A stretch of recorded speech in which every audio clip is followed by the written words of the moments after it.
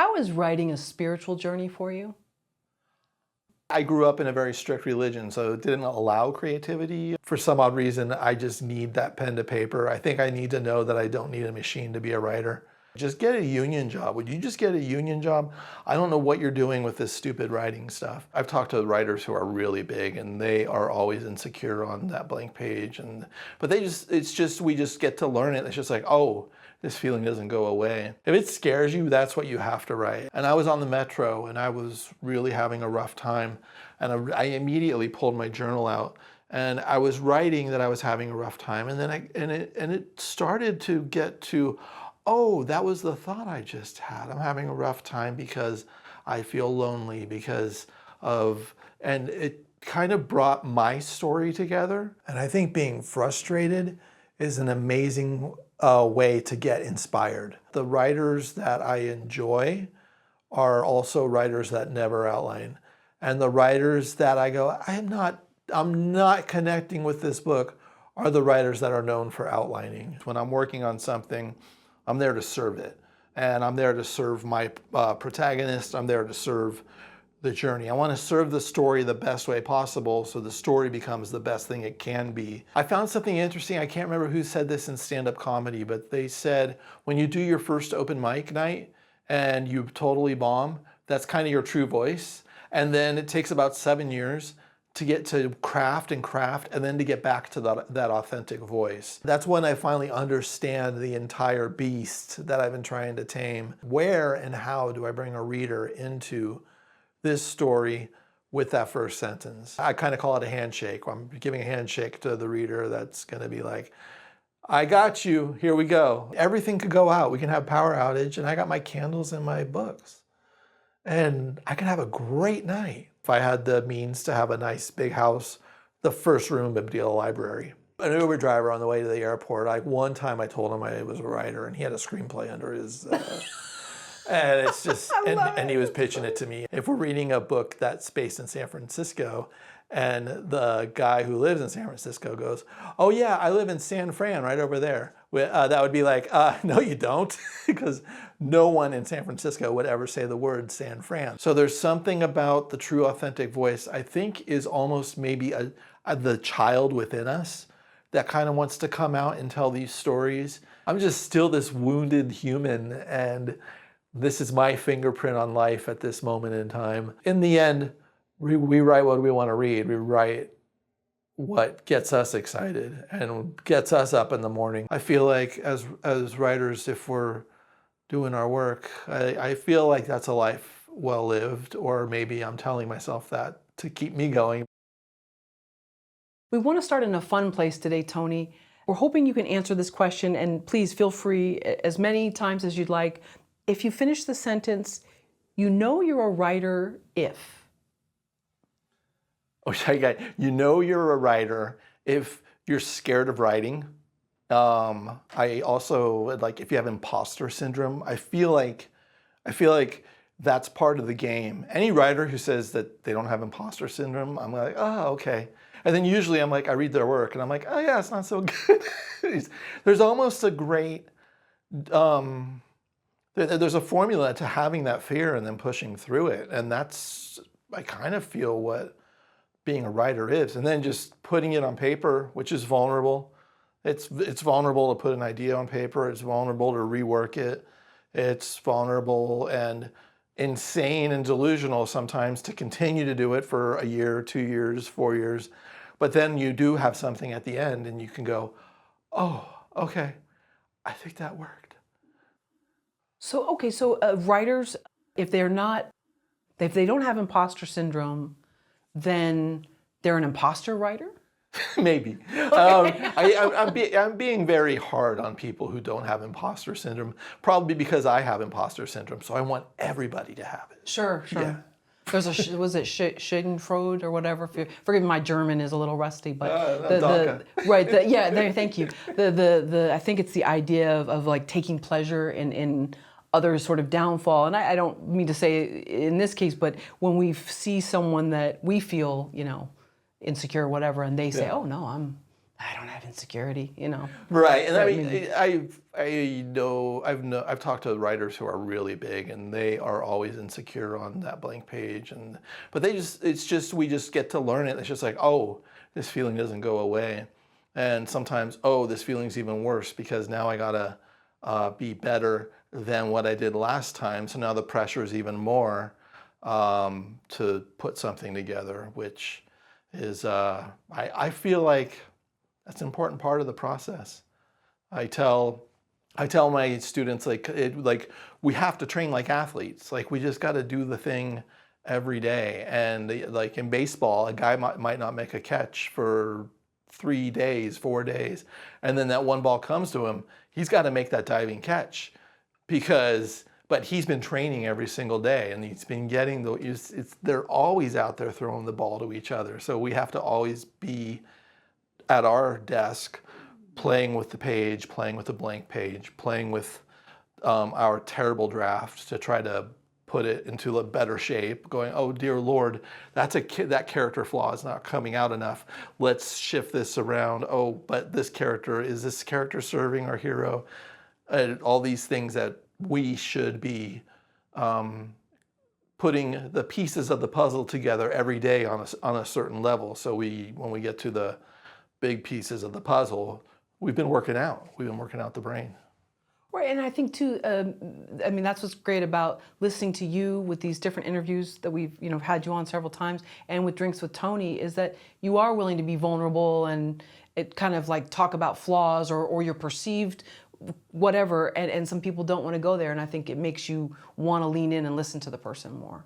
So no one wants to hear how great someone else is, because we all kind of feel it, but whether we let other people know or not. And hats off to you for, being vulnerable and sharing things. So and I also, it's when I teach my writing workshops at the library, I kind of just I want to get the energy of the room to kind of like, hey, we're all scumbag writers. like join us. Right. It's not easy. It's kind of fun. It's not fun sometimes. It's really hard, but it's kind of easy, but it's not easy, but it's gonna hurt. And just enjoy that. And even with my friends who have gone on and made their first film or their first book, and you're just like, how do you feel? And when they go, oh, then that's the answer of you did it. It's kind of hard to jump up for joy when you're working on your next project and you've put your whole life into one project that's over. Well, you have me thinking of The Breakfast Club. I'm a Gen Xer, so amen. Right, and each one was kind of a misfit in their own little category, whether it was the jock, Emilio Estevez, or the Ali Sheedy character who was sort of the goth loner, but they were all sort of misfits within their type, and I feel like that writers can relate to that, and they're simpatico with other misfits. Yes, I'm looking for my other weirdo writers, and because I'm a weirdo writer too, and it's okay to be a weirdo writer. Yeah, I think it's okay. Yeah. Great, I love it. In regard to writing, I believe you said, love today's process, not the outcome. Oh, that's something I try to do because I learned that I did rely on the outcome a couple of times, and it was almost like being on a drug. Not that I've done heavy drugs, but from what I understand, where the high can feel great, but the come down is hard. And so if you're in a place where the outcome has been great, and you don't have something to work with tomorrow, a process that you're working on tomorrow for the next project, that calm down the next day could be hard, but to be at the big outcome, knowing you're working on the other thing is kind of a safety net. I love what you said about chasing a high, and I'm not sure if the terminology is chasing the dragon, where you kind of like never achieve the same high again, and then you keep trying more to try to get more of that result. So I don't know if that's what writing does. Oh, that's interesting. I didn't think of it exactly like that, but that's a good point, because then we would be doing a disservice to the current project that we're on if we're trying to chase the outcome, because what we have to do is just get through today's problem and today's solution, and that is not going to that could take a year to get to the end of the project. So if we get too excited about the outcome, then we start to rush to get to the end, and then if we rush, it does a disservice. So I didn't even think of it that way. I like that. Yeah. Yeah. So I don't know. It's just a thought, but yeah, I like that. So love today's process, and that's about staying in the moment and not getting ahead of yourself, and that's something maybe writers do. I don't know. I think a lot of do it. Yeah, creative people. And that's why I have to keep reminding myself that today is this, and then put it away.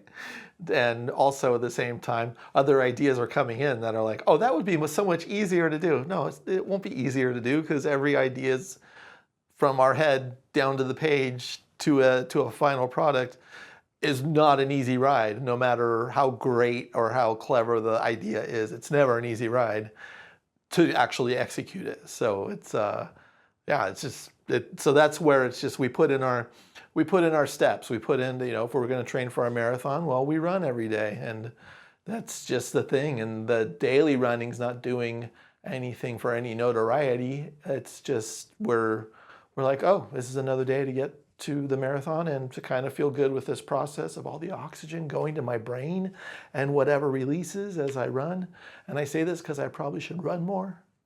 Well, there's a runner's high. Right. Is there a writer's high? And I'm not talking about like using, out of the other things to embellish our writing, but I've walked away from fixing a problem many times and going, walking out just like Judd Nelson at the end of Breakfast Club, just walking outside and going, yeah, and it's just like, did it.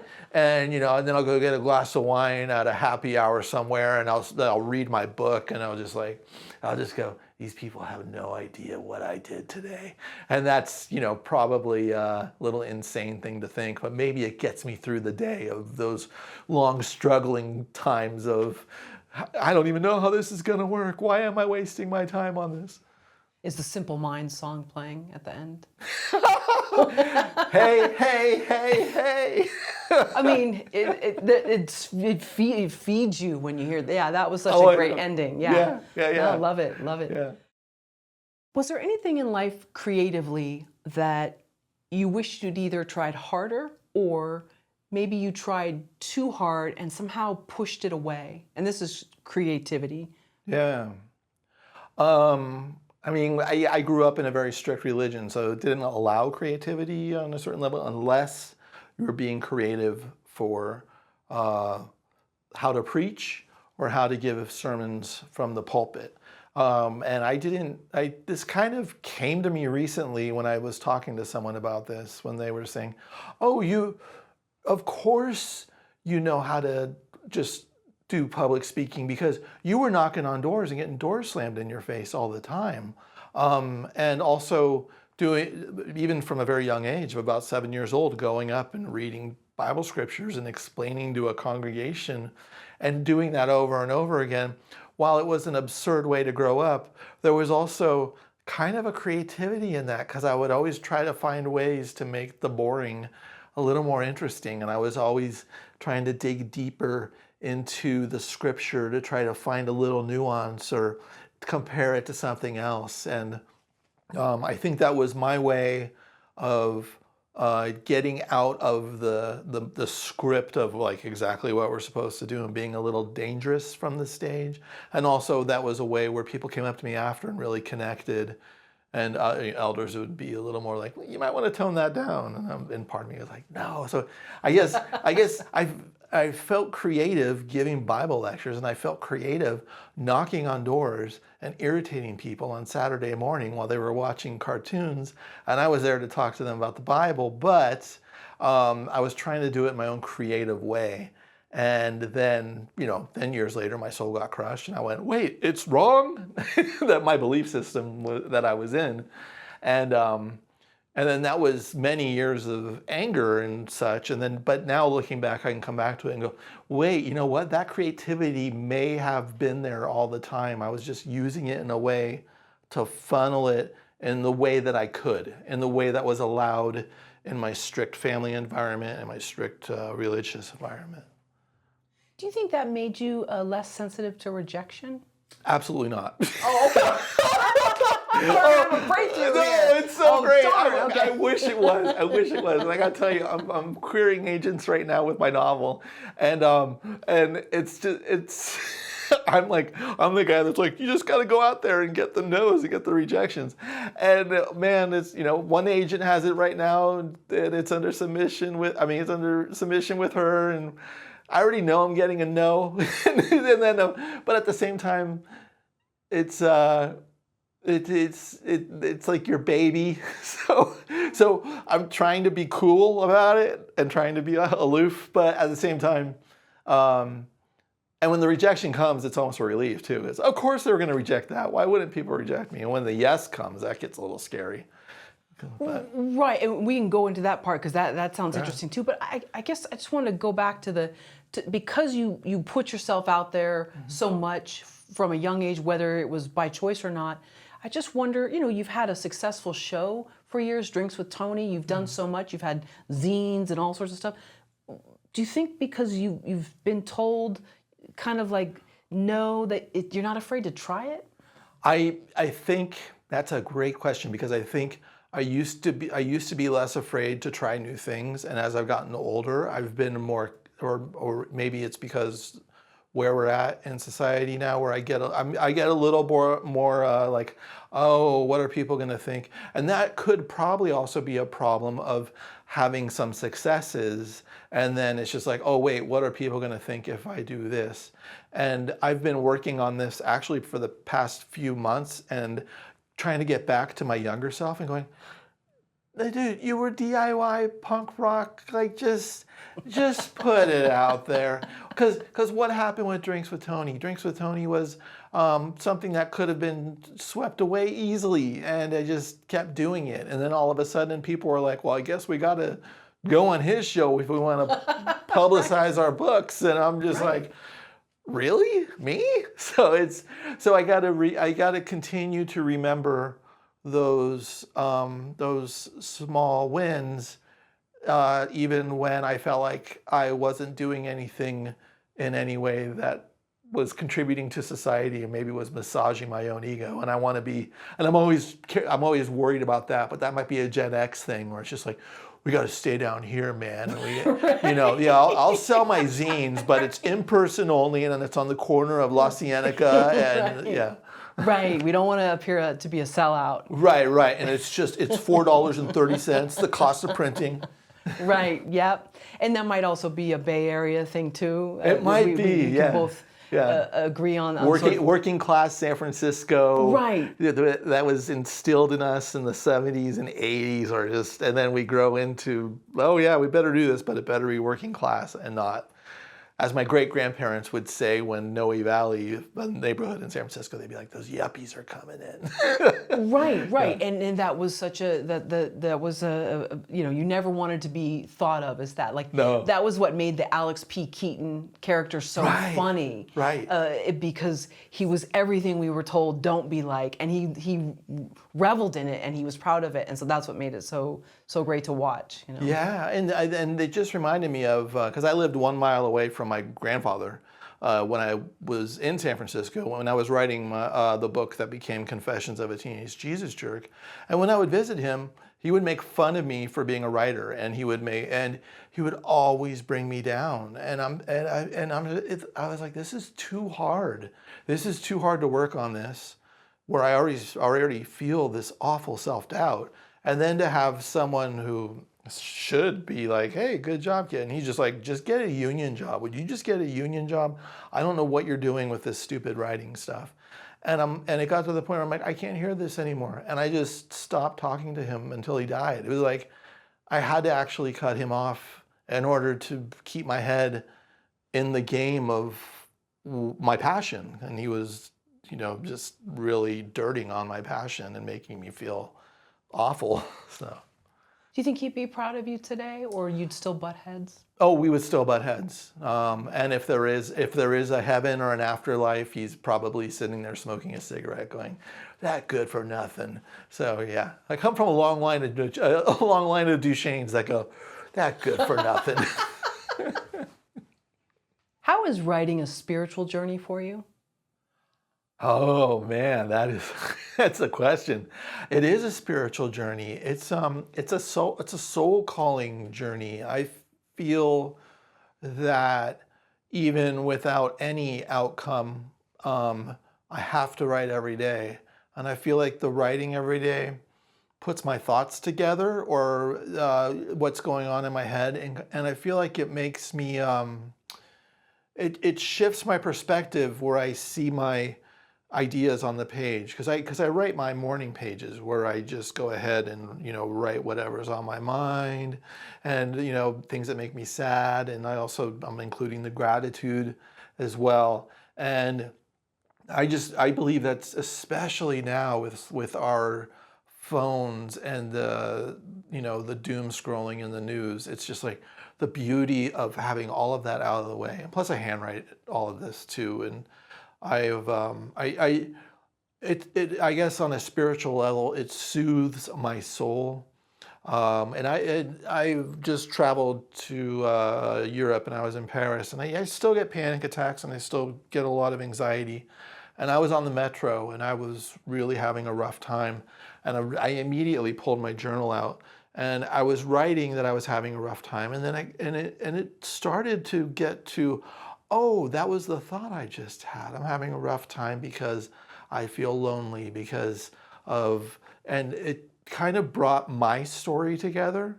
And then it brought the story of the current anxiety together and kind of packaged it for me. And when I've reread it kind of recently, the handwriting was so good because it was a mess. It looked like a guy was writing in like this, and it's just like, help me with my life. And then I progressively saw it get more and more comprehensible, and then kind of came to a conclusion.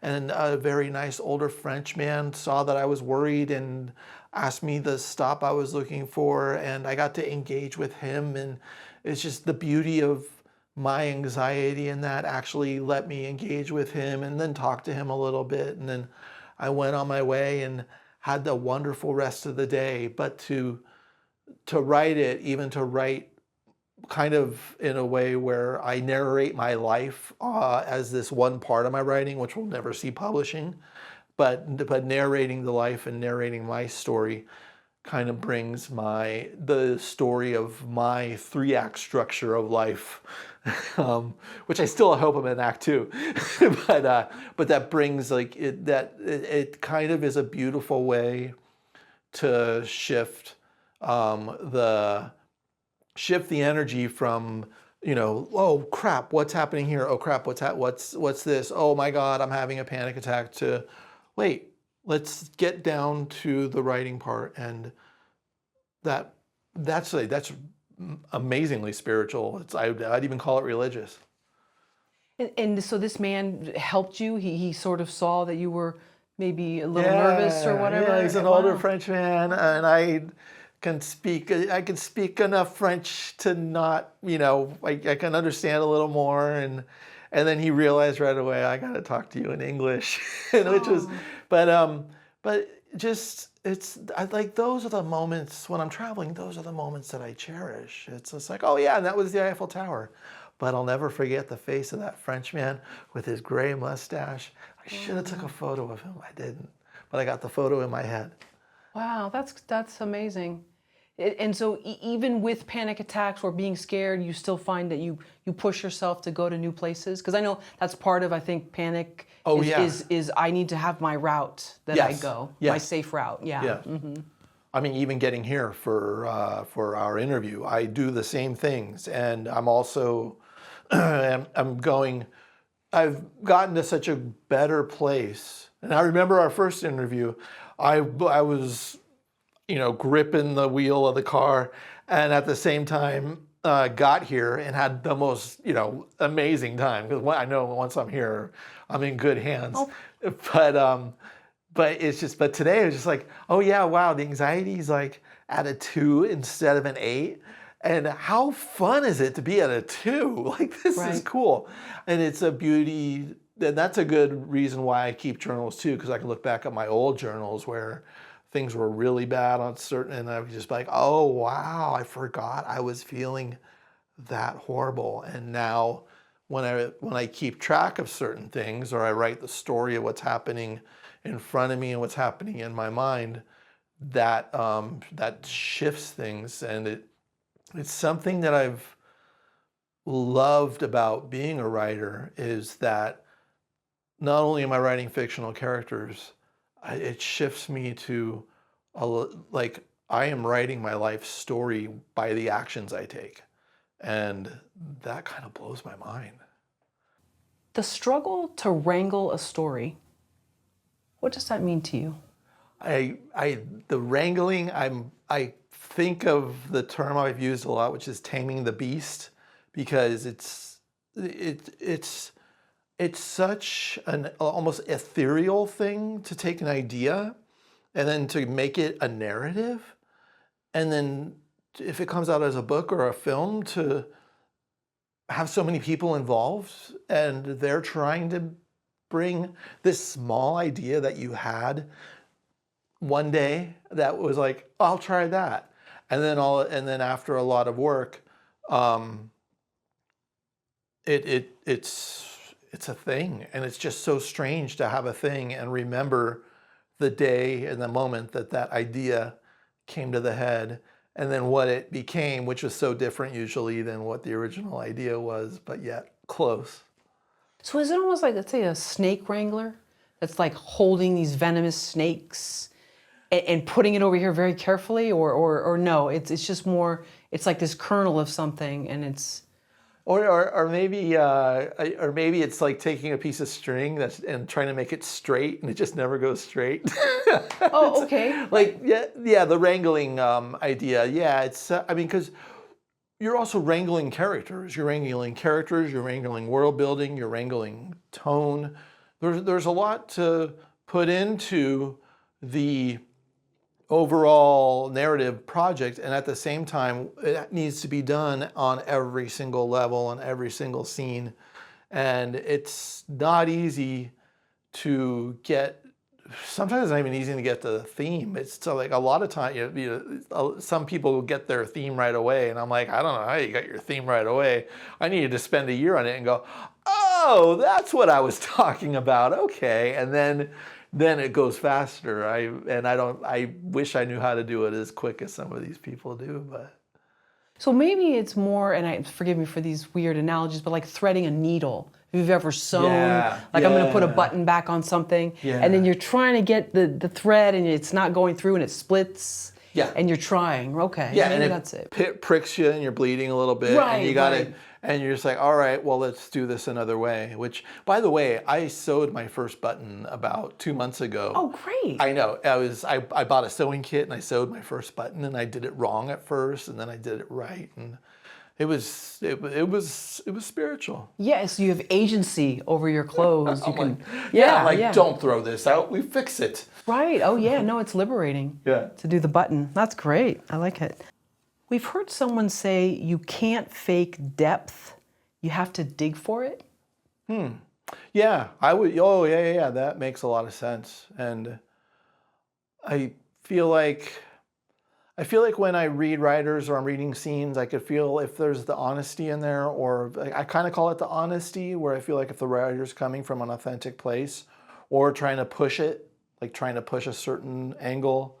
Even when I'm going through my student work and I go through their work and I kind of hit them with some questions, and they go, oh, and just to nudge them out of what they think is clever and going back to the truth that's in their soul. And even I've had fun with that over the years as a teacher and also as a person who has to do that all the time in a way. Do you think when people cover things up with being clever, it's it's hiding a hurt or a shame? Yeah, I don't know. Or maybe they don't, maybe they've never been hurt or shamed. Maybe they're just clever and really good at that. Um, I, I mean, personally, from my experience, I connect so much more with writing and work that has that bit of tragedy to it, and even when it's comedy, when you can kind of smell the tragedy underneath the comedy, those are the best comedies, and that's where I connect the most with. And it's just like, what we can do, laugh or cry. Well, we can do one or the other. If we're nailing genres, we have to choose one or the other. But in real life, we can kind of do both. But if we're working with Adam Sandler, well, it's going to be a comedy, unless of course it's Uncut Gems or something like that. What does it mean to serve the story?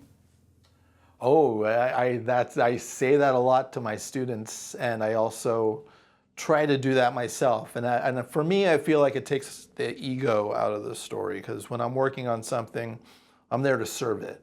And I'm there to serve my protagonist. I'm there to serve the journey. I want to serve the story the best way possible, so the story becomes the best thing it can be, even when I have to get out of the way of it, which I do.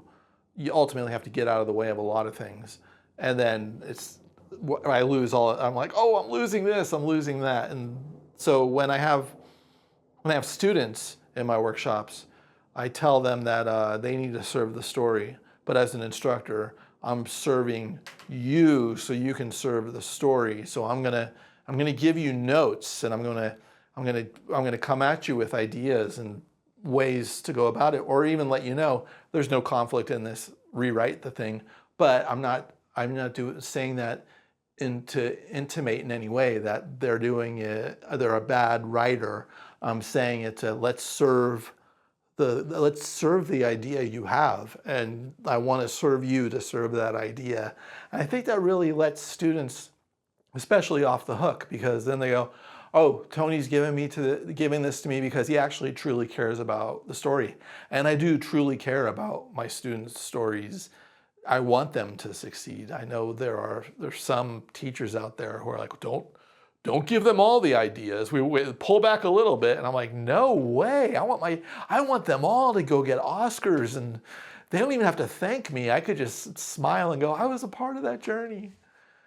Well, that's interesting. I didn't know any teachers. It was some Harvard graduate teacher that told me, though, no, you pull back a little bit. And I'm like, no, ew. Interesting. Yeah. Just real quick though, with serving the story, does it mean in some sense then it owns you?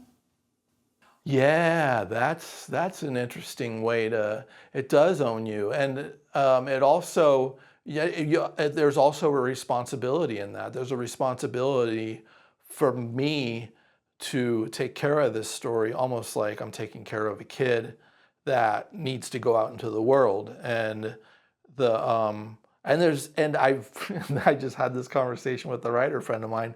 Because I did put a lock on a novel a few months ago, and I'm like, dude, I'm grieving not being with those characters, because I was with them for 4 years.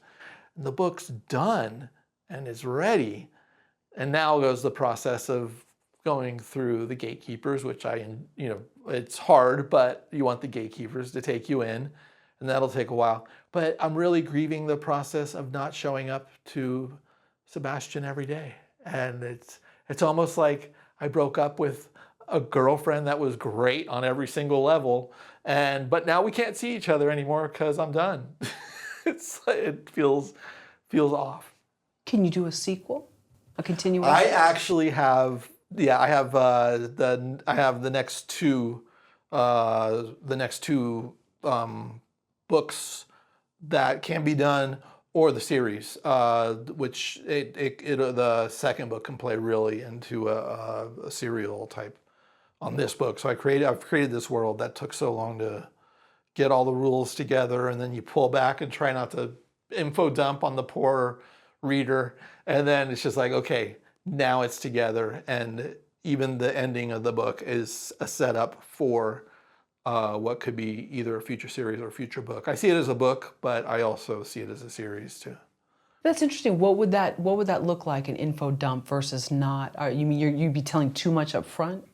Well, yeah, especially if it's a world that's not ours, because this is what I've worked on has been speculative fiction.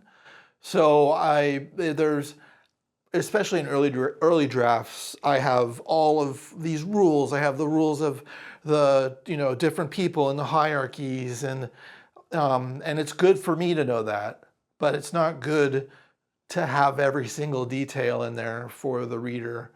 We want the reader to just be a part of it. So in order for the reader to be a part of it, there's the beauty of the negative space of not telling them all the rules. The rules can be a little open, but there's still that rule structure. And I guess that would also be like a series Bible for a TV show, where there's the rule structure that certain things can't happen. That, Joey on Friends can't get with Courtney Cox because that won't work. But yeah, those are those types of rules there, which I love rules. I get a kick out of of seeing any show Bibles for series. I love that stuff. You just have me thinking about The Breakfast Club again, because at the end, and I say, spoiler alert, 30-year-old film, spoiler alert, the unlikely coupling at the end was freeing, because in real life and in high school that would never happen. But so anyway, sorry. And they stayed in the world, and they stayed in the tone. That's not an I look at that film, and that's not an easy tone to carry in making that happen and creating the chemistry of Judd Nelson and Molly Ringwald. That was probably a very hard puzzle to make happen. Right, and there was such friction in the beginning, and then when she showed her one trick that she could do, and was crushed by the Anyway, sorry. Now I got to go rewatch it. So thank you. Yes, no, we could. I hope all the next questions are all Breakfast Club. No, don't apologize. Let's go. If you were interested in storytelling, you may also like our new book, Story Questions, the sponsor of today's video. It's a story tool that offers you over 1,500 story questions that you can use as story prompts. It's packed with over 40 categories, so whether you are in the brainstorming stages, developing characters, dialogue, or rewriting, it can help you at every stage of the writing process. Think about this statement. Most powerful stories are just great answers to strong questions. We've linked up to story questions in the information section below. Now back to the interview. What does writer's voice mean to you? Writer's voice? It takes, I guess, a long time to hone the voice. I found something interesting. I can't remember who said this in stand-up comedy, but they said when you do your first open mic night and you totally bomb, that's kind of your true voice. And then it takes about 7 years to get to craft, and then to get back to that authentic voice. So there's something about the true authentic voice, I think, is almost maybe the child within us that kind of wants to come out and tell these stories, and we get scared that these stories could be shameful, or we have to go through all these different things of putting things on a page, and then all of a sudden it's just like, oh, there's a through line. And even my therapist, she says, if you really read all the books or you watch all the films on certain people, you can kind of vibe what their trauma was, like what they're dealing with. And I try to, I'm working on this completely different thing. And then by the time I get to the end of it and I've been authentic with my voice, I get really mad because I'm like, oh, my therapist is right. This is about love. I hate myself for this. So. Wow, that's interesting. So then for the first, if you took instead of a stand-up comic, a writer, then even if people say, oh, you need to change this or whatever, that was really their original voice when they started. Well, it's something that you need to come back to. As we talk about this, I remember 25 years ago writing some of my first short stories, which were just, I was trying to be transgressive, and I was trying to be something, but I was also kind of shouting to the world in a way to almost offend. I was very into trying to offend and to try to make a mark. So when I did my open mic storytelling or whatever, I was there to shake the room up. And there just comes a point where it's just like, no, just tell a good story, man. But the original impulse was a little more, I think it was a little more just me trying to use a certain type of aggression to pretend like I know what I'm doing. And then later on, the old voice comes back and you're like, oh no, I'm just still this wounded human, and this is my fingerprint on life at this moment in time with my experiences and where I've come from and everything I've done, and just let that wounded human find the way to say what they need to say through story and through telling stories. What's the famous quote? To disturb the comfortable and comfort the disturbed. I don't know who said it, but yeah, it's a great quote. Yeah. Yeah, and that might be part of all to the DIY sort of punk aesthetic of that time was very much that. Which is just hilarious, when you look back. And I love going down the YouTube rabbit hole of like seeing when the Sex Pistols came to America, and it's just like, oh yeah, we're out here because we need something different, and they're all dressed exactly the same. It's like, and I just look at that endearing now. Those guys used to scare me, and now I'm like, oh, cute kids. Right. But at that time, and sort of this MTV sort of, that was part of how it was, and so but yeah, underneath that is something, and maybe that's where the real voice is. I don't know. Yeah, and I don't even maybe there is no way to find the real voice, but I guess to try to get as close to it as possible is getting close to what we care about. And I feel like my themes that I kind of care about are kind of just like, why are we gonna die? That tends to be my question, and it tends to show up a lot in my writing. And at the same time, I give fictional versions for it to explain it, even though I know that's not what really would happen, say, in my speculative fiction where I write about the afterlife. But it's fun to play with that and go, whoa, what if this is the afterlife? It's kind of sad, but it's kind of funny. Sure. Or what happens when certain parts of us die and we're still living? Parts of our personality, or a persona that we thought we were, or whatever it was. And there's that quote that talks about like, oh yeah, he died at 27, but we buried him at 94, where people just they just go into their, this is what I'm going to do. And it's a self-protect mode that is, look back and go, is that a life well lived or not? And I feel like as writers, if we're doing our work, I feel like that's a life well lived, or maybe I'm telling myself that to keep me going. But I feel like, even this show, that's what you both give to the world. That's a life well lived, because it's bringing together people who are very interested in the process of writing. And that's why I'm always recommending your channel to my students and everything, because it's there, and it blows their mind. They're just kind of like, this is all for free? And it's just like, yeah, you can just watch it and you can learn everything you need to learn by who you guys interview. Oh, thank you. Well, I'm sure too, we get a lot from it. Just with Drinks with Tony, you probably get so much too from your guests that keeps you going and grounded. Yeah, I love it. And there's some guests that I would be like, I am so glad I never have to talk to that person again. And then there's some guests, I'm like, I really want to be your friend. Can I have, the next, there's one author, Lee Goodkind, who started Creative Nonfiction magazine, and he's in his 80s, he lives in Pittsburgh, and I'm like, next time I come to New York, I'm having lunch with you. Can I fly to Pittsburgh for like the day and have a lunch with you? And he's like, yeah, of course. And I'm just like, I can't, I'm excited. I used to be excited to go see The Cure live. Now I'm excited to go have lunch with an author in a faraway city. Yeah, but it'd be cool to have lunch with Robert Smith, so yeah. I would rather have lunch with Lee Goodkind. Okay. Yeah, I do love Robert Smith, but I think I would have a lot more to talk about with Lee. Okay. How do you work with writers on their voice? The people in your classes, and I know you have some UCLA Extension classes coming up, which is great. Part of it is trying to stay out of their way, and then part of it is to get in there and kind of poke them a little bit.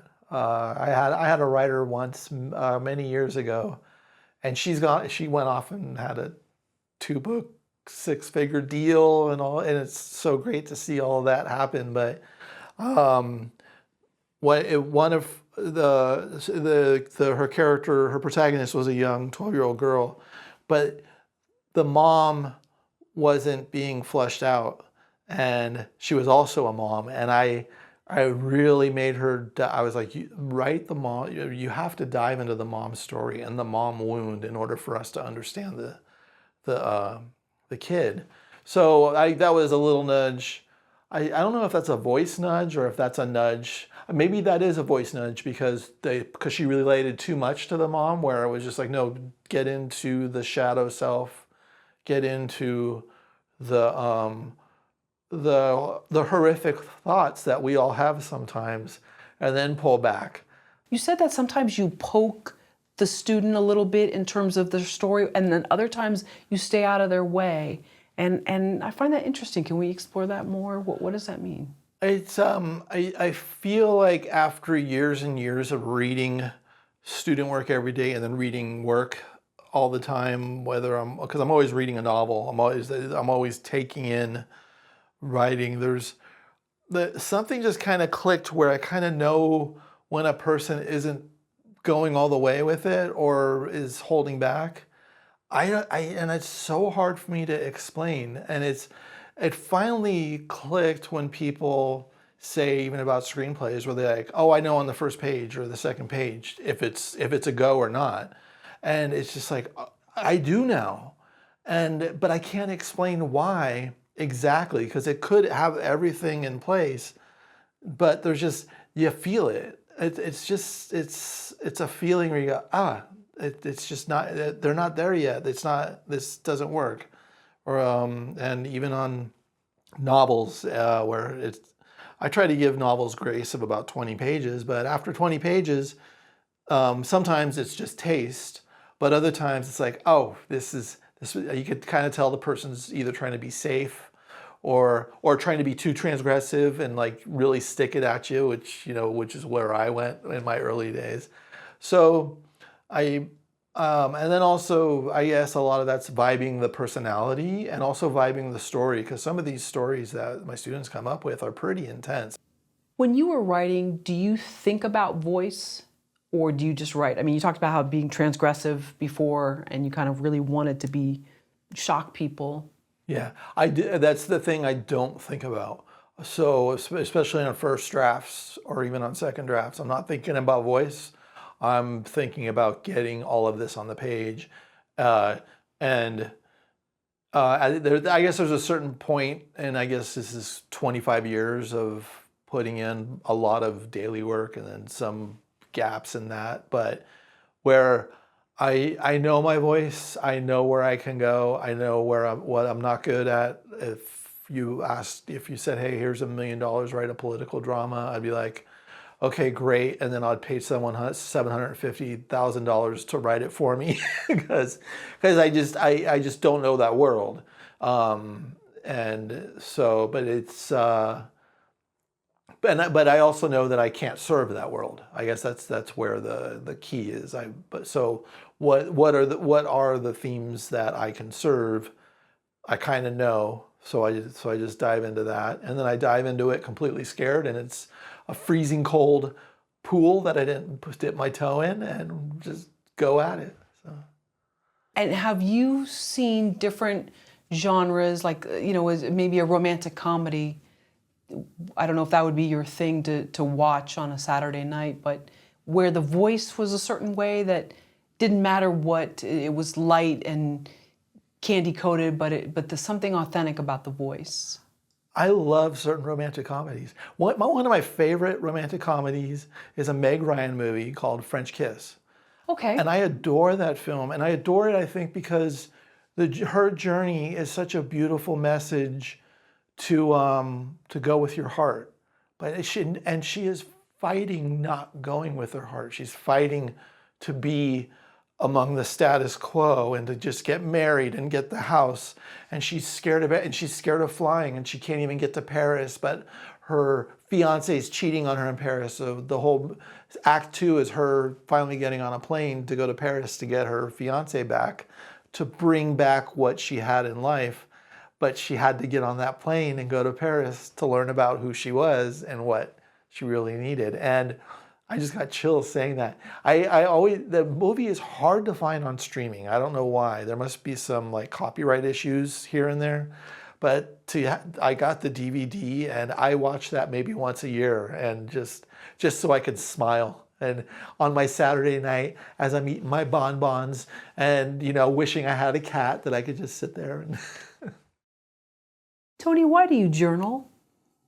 Well, to keep the world a better place, because I would probably be a more irritable person if I didn't journal in the morning. But the journaling, which is that's part of the artist way. I learned about that many years ago, and there's so much truth to writing a lot, just writing the crap so you can get to your thing. And I always have to write, journal about myself and what's going on, and then wherever that takes me. I mean, the journals take me to so many places. I have no forethought, and I could handwrite 5 pages, and I'm like, okay, I'm done. Wow, I went there, and I'll put a little note and go, use that for blank blank, put it aside. But that's so I can get everything out of the way to work on what I need to work on. That's a lot of the reason for it. Yeah, I think you interviewed a woman recently on Drinks with Tony where you were talking about filling journals, even if it's for novel writing, with the handwritten pages. Yeah. Oh, yeah. Oh, yeah. With first drafts, even when I used to write articles for the San Francisco Chronicle, it was always on yellow pad. I don't know why. It creates a whole new thing to do, but for some odd reason, I just need that pen to paper. I think I need to know that I don't need a machine to be a writer. I can, I can have nothing, and I can have a pencil and paper, and it's just like, I'm good. I would like some food and maybe a beer, but I'm good. Sure. And within reason of whatever you're comfortable telling us, what do you write about? Oh, in my journals? Whatever you feel's Yeah, sometimes it's a lot of it recently is family stuff, and not. And this is interesting to me. I mean, it's interesting because as I dive into family stuff that is the bad current family situation, I can kind of go back and go, oh wow, that started around this time, and this choice that was made created this free fall. And so there's a lot of that in there, and also just a lot of I kind of go, hey, you did a good job today, kiddo, to me, or oh, I do that maybe once every 2 years. I'm trying to do that more, but it's a lot of it's kind of problems. Some of it is. A lot of it's dream journaling. I journal my dreams almost every morning, just to stay I like to try to stay as close to the subconscious as I can, and so I try to grab my dreams while I still have them. So I dream journal a lot. Are these prophetic dreams, or these are just these are more metaphors that you're? They're just what I dreamt about the night before that I try to grab, because if you don't grab them soon enough, you forget the dream. And I really have specific dreams about specific people, and there'll be words in the dreams, and sometimes there's numbers, and I'm trying to get through a number, and I want to know what that number is, like, as fast as possible, or what word that I saw in the dream. Because sometimes I'll pick up a book in a dream and I can't read a thing, and then all of a sudden one word kind of pops out, and none of it, I don't think any of it really means anything, but I do like to, I'm playing with the idea, and this is what I did in the book that I'm querying now, but playing with the idea that the subconscious is actually the reality of the world, and the conscious this is just what the subconscious does to us. So we actually think we have we have free thought, but it's everything that was dropped into our dreams that makes us do decisions during the day. So that was kind of the concept of the book, in a way, and I've loved that concept where it's just like, well, what if our dream world is actually the real world, the collective that we all get together in, and then this world is just this weird social construct. What if that's the case? Right. Yeah. Well, there's another. Do you read a lot of William Gibson? I've tried. I don't. It's just I think it's a voice thing. Okay. Yeah, I'm reading a book. I'm reading a Western right now. Kevin Barry, The Heart in Winter, and it's truly blowing my mind. I didn't think I would love a Western as much as I would love a Western, and yeah, it's I love finding authors. I love the search for a new author, and then I love an author that touches my heart. And I'm almost done with this novel, and I just, after we're done here, I'll probably go celebrate and have a little bit of a happy hour and a dinner at a little cafe, and I'll be able to finish the rest of the book. It excites me to no end to come to a novel that's stirring my soul. Do people stop you and say, "Oh, what are you reading?" Especially if you're by yourself. Sometimes I think I stop a lot more people. I ask people all the time what they're reading, and sometimes you could tell they're like bothered that, hey old man, what are you trying to get him out, and I'm just, and then there are times when I've had true lovely conversations of someone. There was a kid and his name is Buddy, and I haven't seen him in about a year, but about a year ago I was walking by a cafe and I was like, and he had a book, and I was like, "What are you reading?" And he goes, "The Count of Monte Cristo." And I was like, "Really?" And I'm like, "Is it worth it?" And he's like, "It is so worth it." And I'm like, "Are you kidding me?" "No." He's like, "Yeah." And I'm like, "All right, well, I guess I got to try it. I'll give it 50 pages. And I read that thing. I mean, I read it and I was annotating it, and I couldn't believe how much I loved the book. It's a book that I never would have picked up unless I saw some young guy reading it at a coffee shop. And that's how we used to get book recommendations in the 90s. I remember walking up to people and going, "Is that good?" Yeah, and plus too, I think in LA, it's hard to go up to strangers without any agenda and just be like, "Hey, I love your dress," or whatever. They think you want something. Yeah. So yeah. I think that might be a San Francisco thing, having grown up there as well. It was just something, a random person would say something, they didn't want anything from you, and then they just left. Yes, when I'm in New York, if I have a book out, especially at a cafe, I'm approached like maybe 3 or 4 times. Oh, New great. York is, and it's by, it doesn't matter who it is. That's what I love about New York. It's just some guy with a Brooklyn accent who looks like he's going to beat me up. I can't do a Brooklyn accent, well, the original Brooklyn accent, but what are you reading? And then he'll start to talk to me about the shows that he's seen in Broadway and how and compare it to the book that I'm reading, and I'm just sitting there going, I love New York. That's when some of the hard parts of New York is just like it all melts away. And Does journaling help you reframe your own story? Oh, yes. So much so.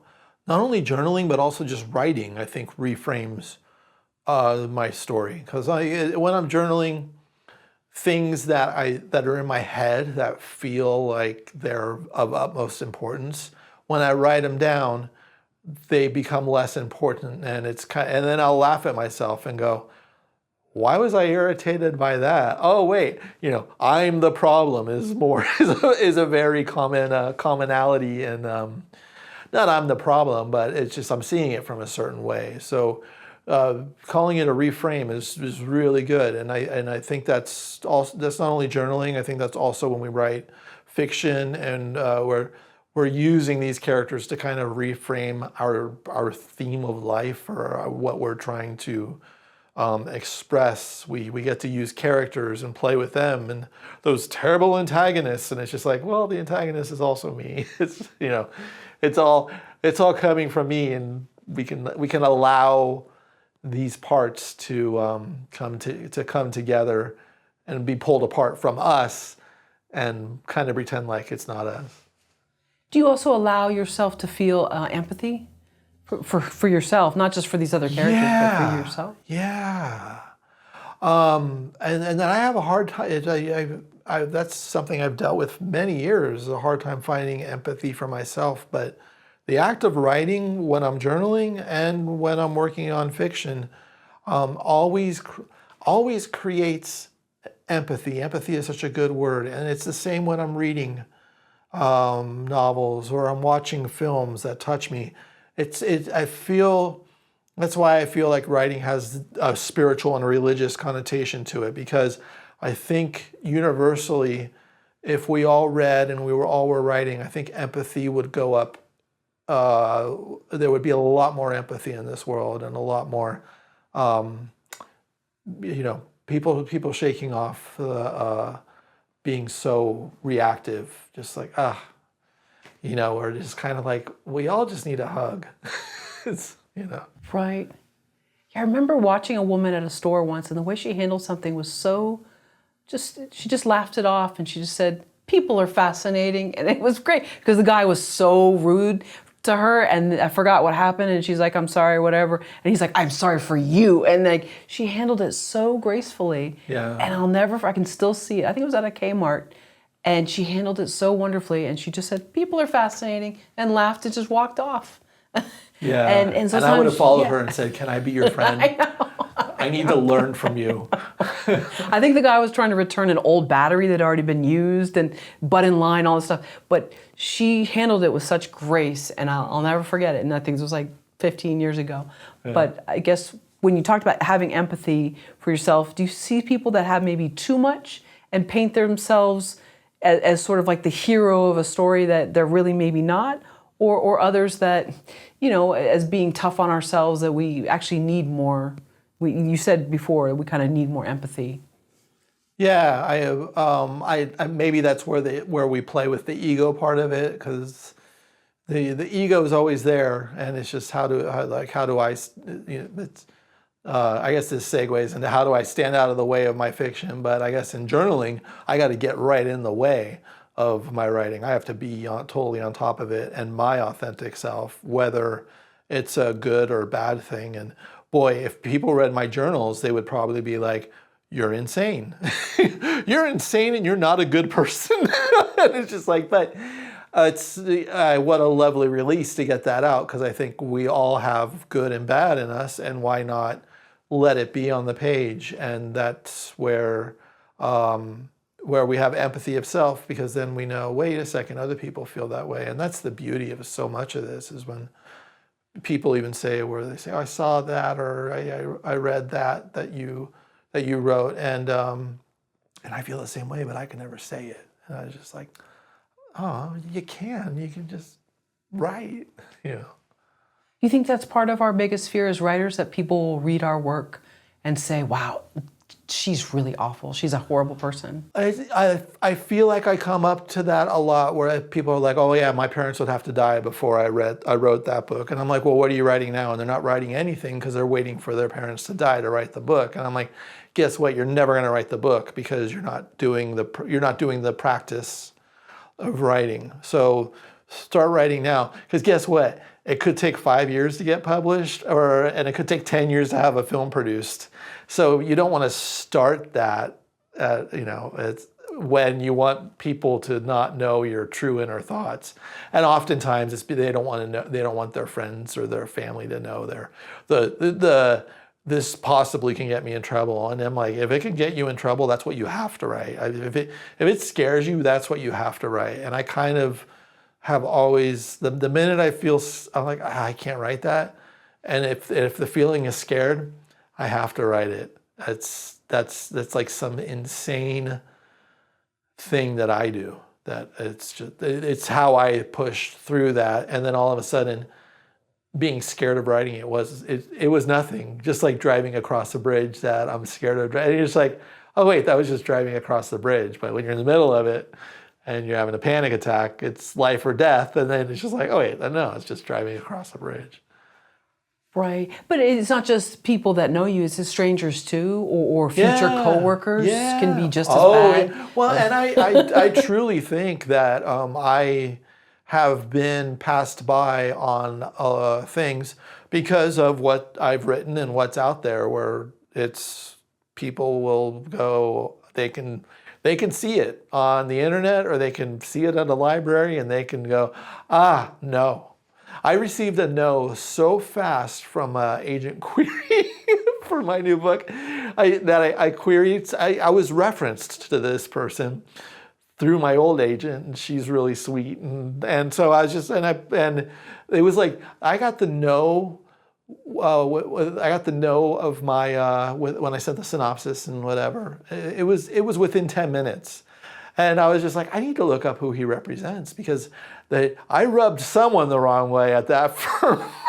But at the same time, we should be rubbing people the wrong way. So if we're not, then we're not truly engaging in the dangerous part of writing, which is, yeah, it could be polarizing and people will be offended and some people will be, and I get offended too, but what am I in this universe of so many other people,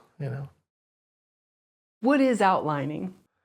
Outlining for me, I don't outline before I do a first draft. I kind of maybe have ways where I'm going, but I like to just let the characters, I like to just write scenes. And I write scenes and I see how the characters play out. And I've used this example before with Quentin Tarantino. He outlines the first half of his film and then he stops and then he writes the whole film because he doesn't want to know how it ends. And not only do I not want to know how it ends, I don't want to know exactly how I'm going to get there. And so when I outline, it's maybe by the third draft when I'm like, all right, now I got to start seeing what I have scene-wise and where it goes. And then it tends to get shifted around on next draft. So, which is I kind of do it in a very scattered way, but for me, I need to see my character in action before I need to get to know my character. And the only way to get to know my character is to write out the scene and see what my character does in the scene, where I'll know what the scene is, but when I'm writing it, all of a sudden it kind of takes over and I go, whoa, I didn't know that was coming up. And that's going back to journaling. When I'm writing so fast without any idea of this is going to be seen by anybody, that helps me get into the practice of writing so fast that I'm writing almost ahead of my thoughts, so that it's going almost faster than me, and that's when I'm in the zone. And 90% of the time that's not going to work out, and 10% of the time it's a beautiful surprise. Do you find some of the students that you work with actually do want outlining? I know it's been kind of, some people turn their nose up at it, it's too structured. Oh yeah, all my screenwriting students, I make them outline completely. And I've done it that way too before, and I enjoy it. And I do enjoy that when it comes to film, and I think I'm gonna do that process again. I've been so in a novel space for so long that I'm trying to still shake off the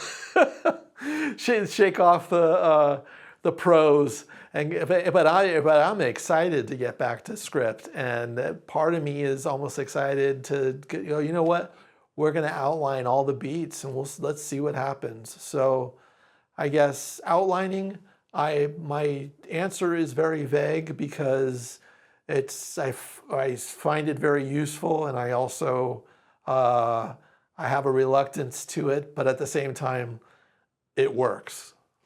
So for screenwriting, outlining seems like it's a must, but then with prose writing, you like to kind of find the character first? Yeah, well, it's the same thing with screenwriting. I will write in prose for a while before I decide that, wait a second, this is a film.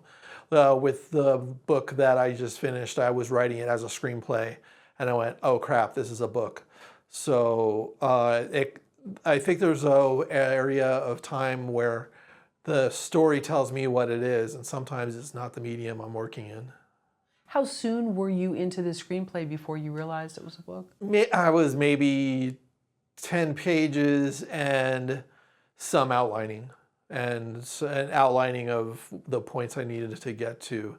I figured it out, I think, within the first month and a half, and it was because it was pinging too much in my head, and I was like, okay, I'll try it as a book, and I hope this doesn't work. I hope I realize this is not a book and this is a script, because I really wanted to do the script, and it just was like, no, here's your hug, we're a book. I'm like, dang it. Okay, let's go. I saw on your website it said you were going to be working on something or finishing up December 2025.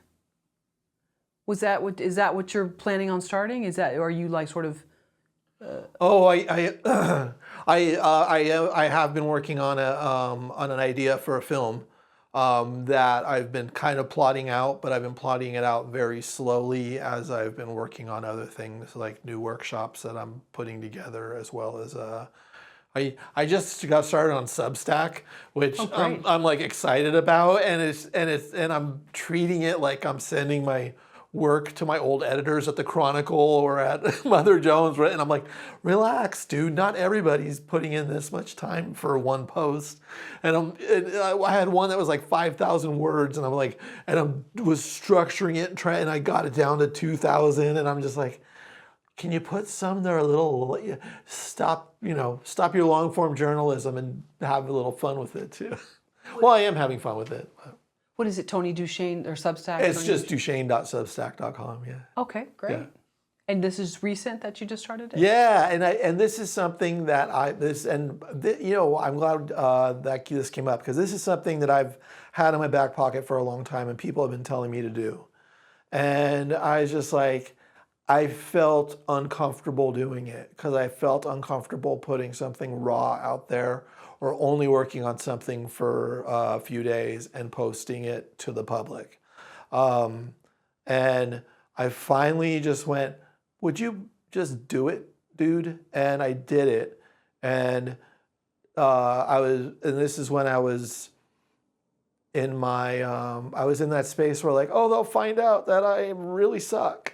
They'll find out that I'm terrible at this or that. All the imposter syndrome was coming in. And it turned out that I'm just enjoying it. And I was like, why didn't I just enjoy this earlier? Oh, well, it's fine. We'll just enjoy it. And it doesn't have to, I guess people were pitching it to me as like, oh, this leads to something. And I think if it leads to something, I go back to my old punk rock psycho way. And well, it can't lead to anything.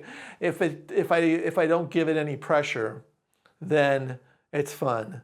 And that's the same with the novel that I'm querying right now, where I feel like I'm giving it pressure, and I'm like, maybe that's the rejection thing, where I'm like, I don't want that rejected. I don't want to put pressure on it, and I'm like, I still want the whole world to see it, and be at the 92 Street Y in New York discussing it to a big audience. It's funny. You must be intuitively guessing our questions, because I actually have a question on that I'm going to skip. Yeah, the chip in there is working. And that is, do you have this, or do you see this in some of the writers that you work with in your classes, and that they're afraid to have people read stuff, but at the same time, oh, please read it. It's like this weird thing. Yeah, and I feel like I'm better as a teacher in that situation, and let's all get together and play and have fun. And yet when I start to do the new thing, I need to practice what I preach, which is so important for me to teach and also do the work, because if I'm not practicing what I preach, then what am I doing on my pulpit to these students going, you need to get uncomfortable, and then I'm uncomfortable and I'm stopping myself. And it's such a I feel with the Substack, it just blows my mind, because I feel there's an importance to it, which is weird because there is no importance to it. But my soul feels lifted when I just write something for it, and I get a little crazy on it, and I'll work on something for a week where people are just posting, oh, this happened to me at the deli today, and it reminds me of this friend I lost, and their work's probably way better than mine as I'm sitting there trying to craft. I have no idea, but it's just I've had it brought fun. I guess it brought fun back, and I think I needed that after I labored over a final draft on a novel, and this process right now. It's just the Substack's now given me, oh, let's go play on the playground and throw snowballs at each other. Nice, but so that is a thing. Then it sounds like that with writers, like we're afraid to have someone read it, but then it's equally terrifying that no one wants to read it. I think, and this is what I have found that I need to work on. It's not about the it's about my writer peers. I go, oh wait, this person who is higher up than me in the writing process or in the writing world that I'm friends with will look at it and think this, and that other guy that I'm friendly with, he'll make fun of me for it. So it blows my mind that we have our the tribalism still of who we want to appease, and I get worried about other people that are doing the same thing as me, and not essentially think about, oh, but there's other people out there that read stuff or that want to look at film that aren't engaged in the business of or putting their life into it, and they don't need to. They just need to be entertained or not entertained. Yeah, and people can, they can be scathing online. So I can see how people would get scared, but there's also probably a fear that no one will read it. So I was just wondering, which is worse, that someone may find it and I feel shameful, or no one reads it. I don't have a lot of readers, I don't think, so it's not blowing up on any level, but at the same time, I'm having fun putting the articles together, getting the images, kind of just playing in the sandbox, and then putting it out there. And then some people reach out and go, oh my God, you mentioned that book. I never would have read that book, but it was so good. Thank you. And I'm like, oh, okay, well, there's one person that connected with it. That's nice. So you can keep the sort of again, go back to the punk rock ethos of, I'm just doing this thing and it doesn't have to lead to anything commercial. Yeah, but at the same time, the pull in my heart is I would love for something to be commercial. The book that I'm querying right now, I would, put it on the New York Times bestseller list. Let's get a Man Booker Prize while we're at it. It's, the Beastie Boys said about the lotto, where they're like, you got to be in it to win it. That's why they buy it. That's why they buy a lotto ticket, and it's just like I'm in it to win it. But at the same time, I know that that's a huge pipe dream, but another huge pipe dream is having a book actually published, which I've been lucky to do, or a film that's actually been produced and released, which I didn't know the odds of it dying at every single step of the way were, and it just now I kind of appreciate it more and go, oh, okay, I'm finding the fun again. Maybe I was hitting a depression of the breakup of working with my protagonist in the novel that I had going for so long, that the Substack kind of gave me a little life again, and where it's like I don't necessarily have to write fiction, even though I'm writing fiction on the side because I have some ideas I want to go with. But now I want to write some articles and essays. I want to play with that and not try to get them published in any. I mean, print magazines aren't really paying these days anyway. If this was 10 years ago, I'd be pitching to Penthouse, Mother Jones, all the ones that got you money and status. But it just doesn't feel like there's that much out there anymore for that. If you were teaching someone how to outline, what would you want them to really understand about it? One of your students? If we're talking about screenwriting? Well, yeah, we could do screenwriting in one column and then prose writing in the other. Sure. Yeah, I mean, I guess it's all hero's journey in the end. With screenwriting, there's beats that you just have to hit. There's just no getting around it for a film. We have been conditioned to the medium of film and how film and stories are presented to us that we kind of need that act one and all those things to break and happen.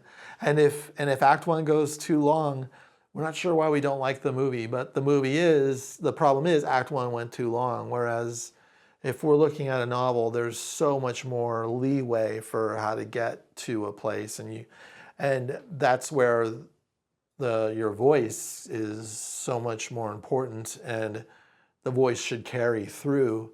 So when outlining a novel, it's like, yeah, let's get to a certain place. But when I teach novel writing workshops, I personally advise against outlining when it comes to the novel.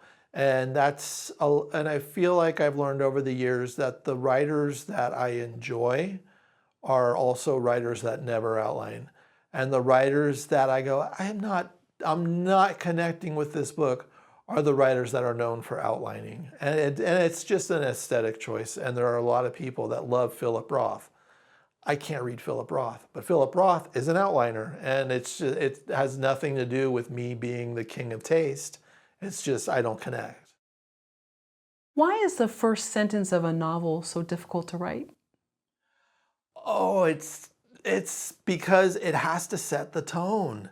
It blows my mind how much I struggle and how much I struggle on the first sentence through an entire process of writing draft after draft. And I go, oh, this first sentence is great. This is going to stay. And it never stays. It's usually after those final drafts and those final tweaks where that's when I finally understand the entire beast that I've been trying to tame. Now, how do I bring a reader into this story with that first sentence and with that first paragraph, where they know the ride that they're going to be on, where there's I kind of call it a handshake. I'm giving a handshake to the reader that's going to be like, I got you, here we go. And so people who probably don't like the first paragraph of a book, well, hopefully that is good because that's showing the whole tone of what's going to happen anyway. That's how I work, and I tend to also write when it comes to novels, and it might be because of my the screenwriting I've done. I write they're not large at all. This one's clocking in at 234 pages, but that took me 4 years to write. But I'm just trying to get the meat in there, and I wish I could write a 900-page book and it be fascinating and interesting, but I don't think I have it in me to do that. I just finished reading Les Miserables by Victor Hugo, and I adored it, and I even loved all the backstory of the Napoleon Wars and when he veered off topic, and at the same time, I can't write that. I have to, if it's 250 pages, that's almost too much for me. But it probably takes me longer than people who write double that. So. How many times would you say you've changed a first sentence of one of your pieces? Oh, with this last draft, probably 40 times, 50 times. Oh, for the first sentence? Wow. Yeah, okay. Yeah. Because I was just really trying to nail. I guess when I'm writing the first sentence, I'm trying to nail the problem with the character, a problem that the character has. And one of the old first sentences on this book was, I zone out. And that is something that keeps coming up, and that keeps getting him in trouble when he's supposed to be in training.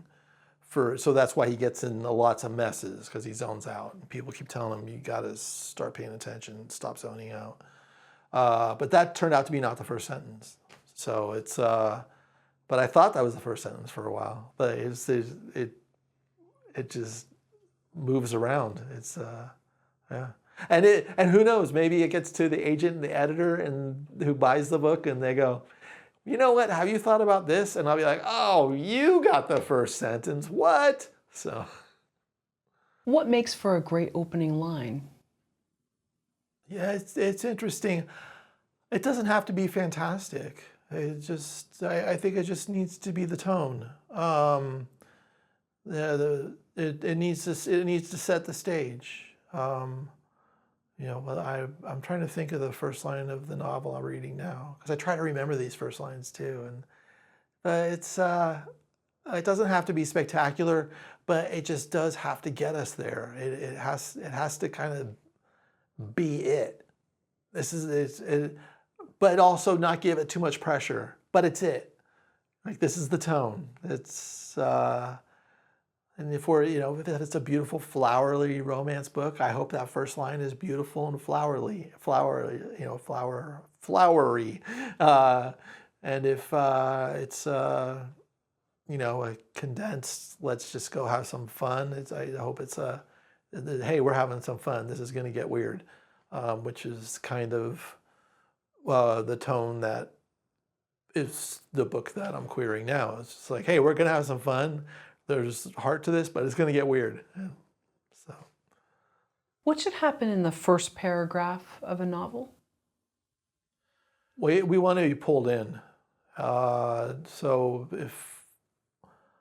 I think especially with a novel, there's a lot more grace than in film and on the first page of a screenplay. But we do want to be pulled in, and it's kind of like, it's the asking of the question of, presenting, I guess, our case for finish this page, and I hope you come to the other page.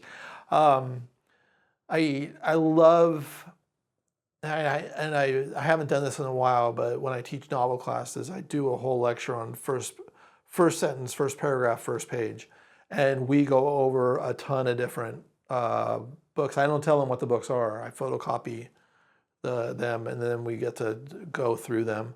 And I've even snuck the first page of books that I was working on, and it was great because I got like I was like, oh, okay, that worked. Yeah, I would have totally read it. Yeah, I'm not too keen on it. And I'm like, cool, right? Thanks, guys, because that's mine. And they're like, oh, we're so sorry. I'm like, no, you did exactly what I wanted you to do. That was in my library workshop when I did the last one, But yeah, it's fascinating to see what authors choose as the first word, the first sentence, the first paragraph, the first page.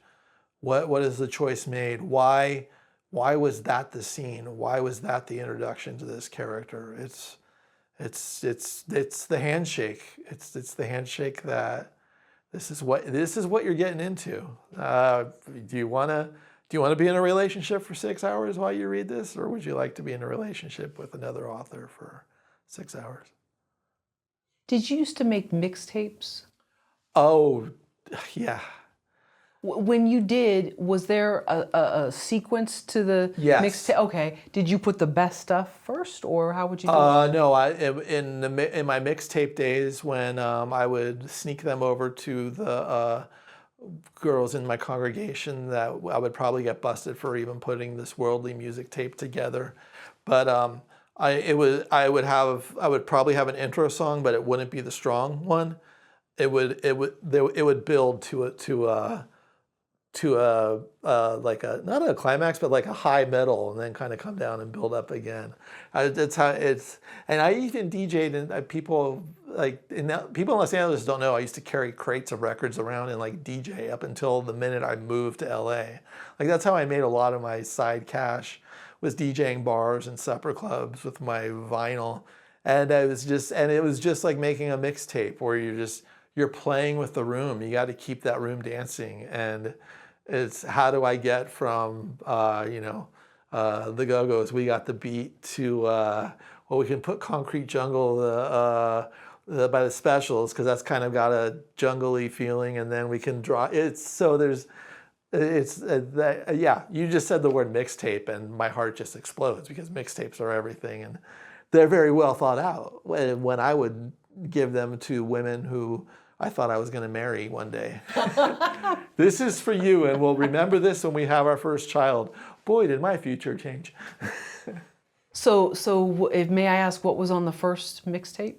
This is off topic. I get it, but I'm just yeah, curious. I don't even remember. I know there was a lot of Echo and the Bunnymen on those tapes. I'd throw like 7 seconds. I would throw some punk rock in there, and what other things?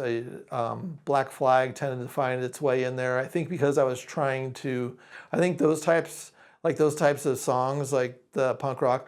If I liked the girl, I was trying to get her a little on, hey, I was trying to get her on, this is what you're getting with me. Like, we're going to listen to Black Flag together.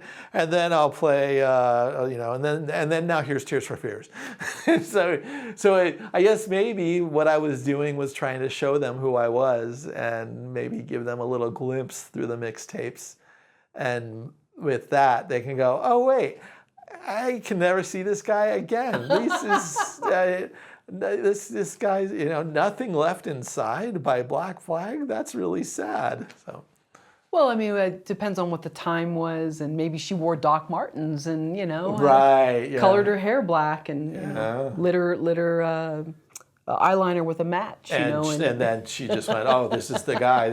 But he threw Tears for Fears in there, and then I'm kind of looking for someone with a little more alpha, Right.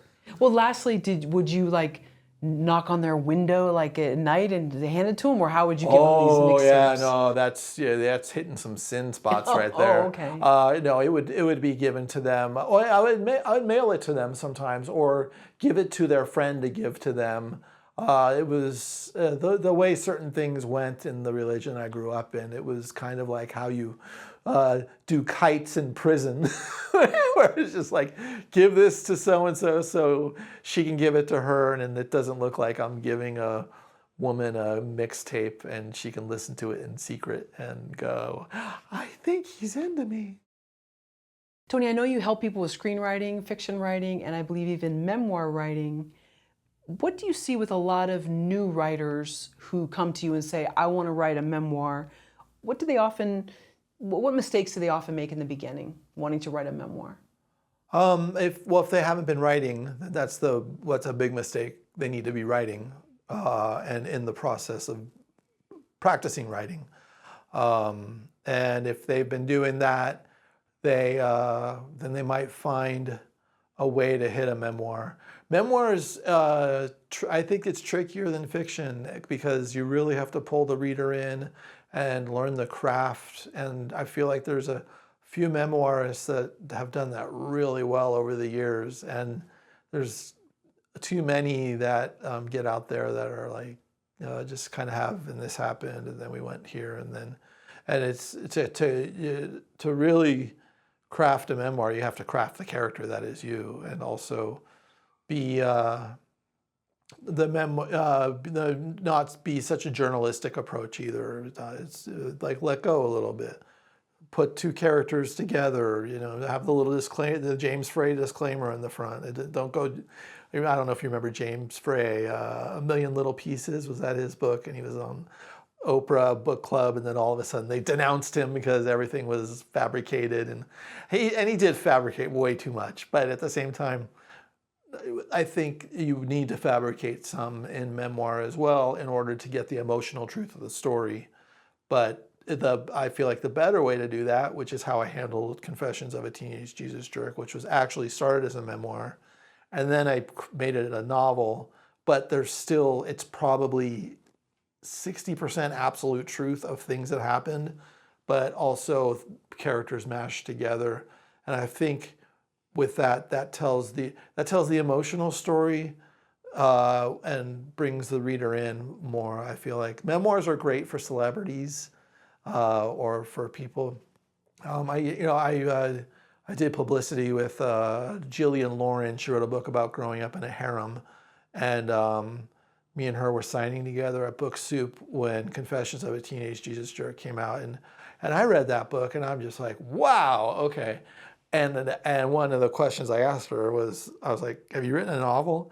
And she said, yeah, she wrote a novel that she couldn't get published, and then she wrote the memoir. And I was just like, yeah, because this memoir reads like fantastic, and it's obvious you have novel experience. It's obvious you know what you're doing with your characters. She's written another great memoir about adopting her son too. So. Well, that was my next question, and that is everyone meant to write a memoir? Is everyone's life interesting enough? Yeah, I don't even know. I don't think so. I don't think there should be any memoirs. I don't think anyone's that interesting.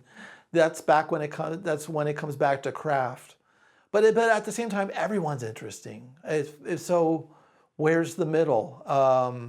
Because I love just talking to people and finding out how they tick. It's why I love interviewing people, because I can get in their head for a while and be fascinated, and it shifts my thinking.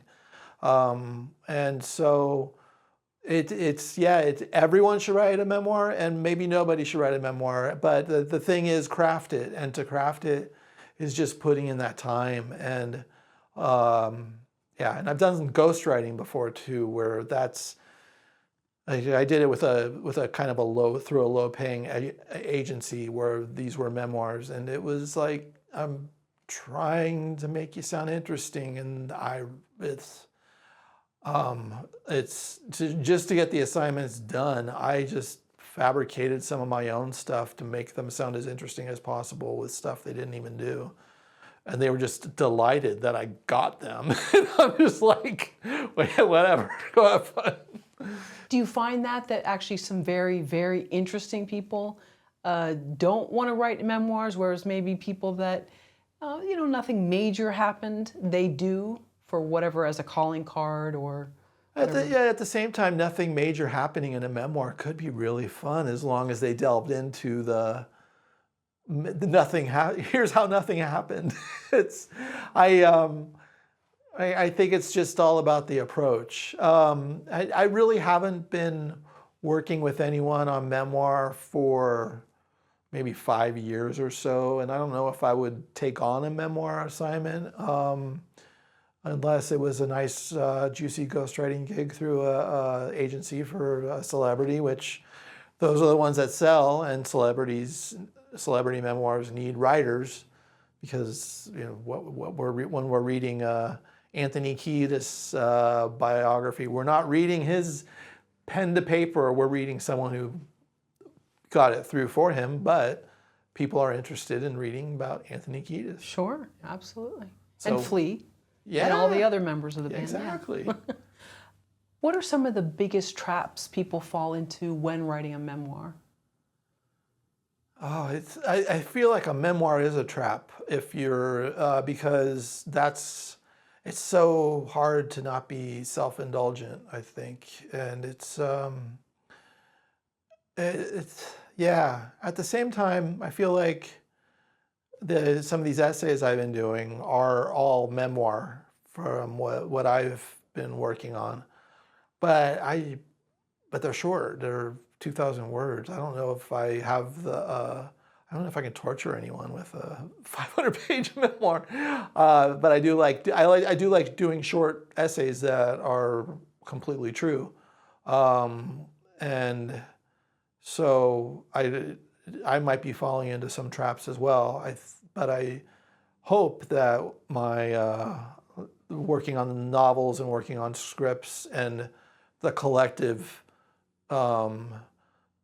the stuff that I've been putting in my mind for decades kind of ups my delivery of these smaller memoir pieces. And this is what's going to happen. My fate's going to be, my next 2 books that sell are going to be memoirs. And it's all because of this interview right here. And this is on Substack. You're talking about the new writing that you're doing there? Yeah, that's and that's where I've been kind of really diving into these just little essay pieces. And then I'm also finding some of the old article. I did a long interview with Jonathan Richman, and so I got to, and he just did not want to be there. And I'm a huge fan of his, and so I have a Vincent Gallo piece that I did that was a really long interview. So I get to put some of these old things up with, oh wow, this is from 18 years ago, and here's the space I was in, and here's what they were doing. So that I feel that's a little more journalistic, but there's others that are a little more, because I just wrote a piece on Desperately Seeking Susan that we were talking about, Nice. And that's a lot of that is my looking for love when I was 15 versus looking for love when I'm 55 and see it again. And what am I doing different now?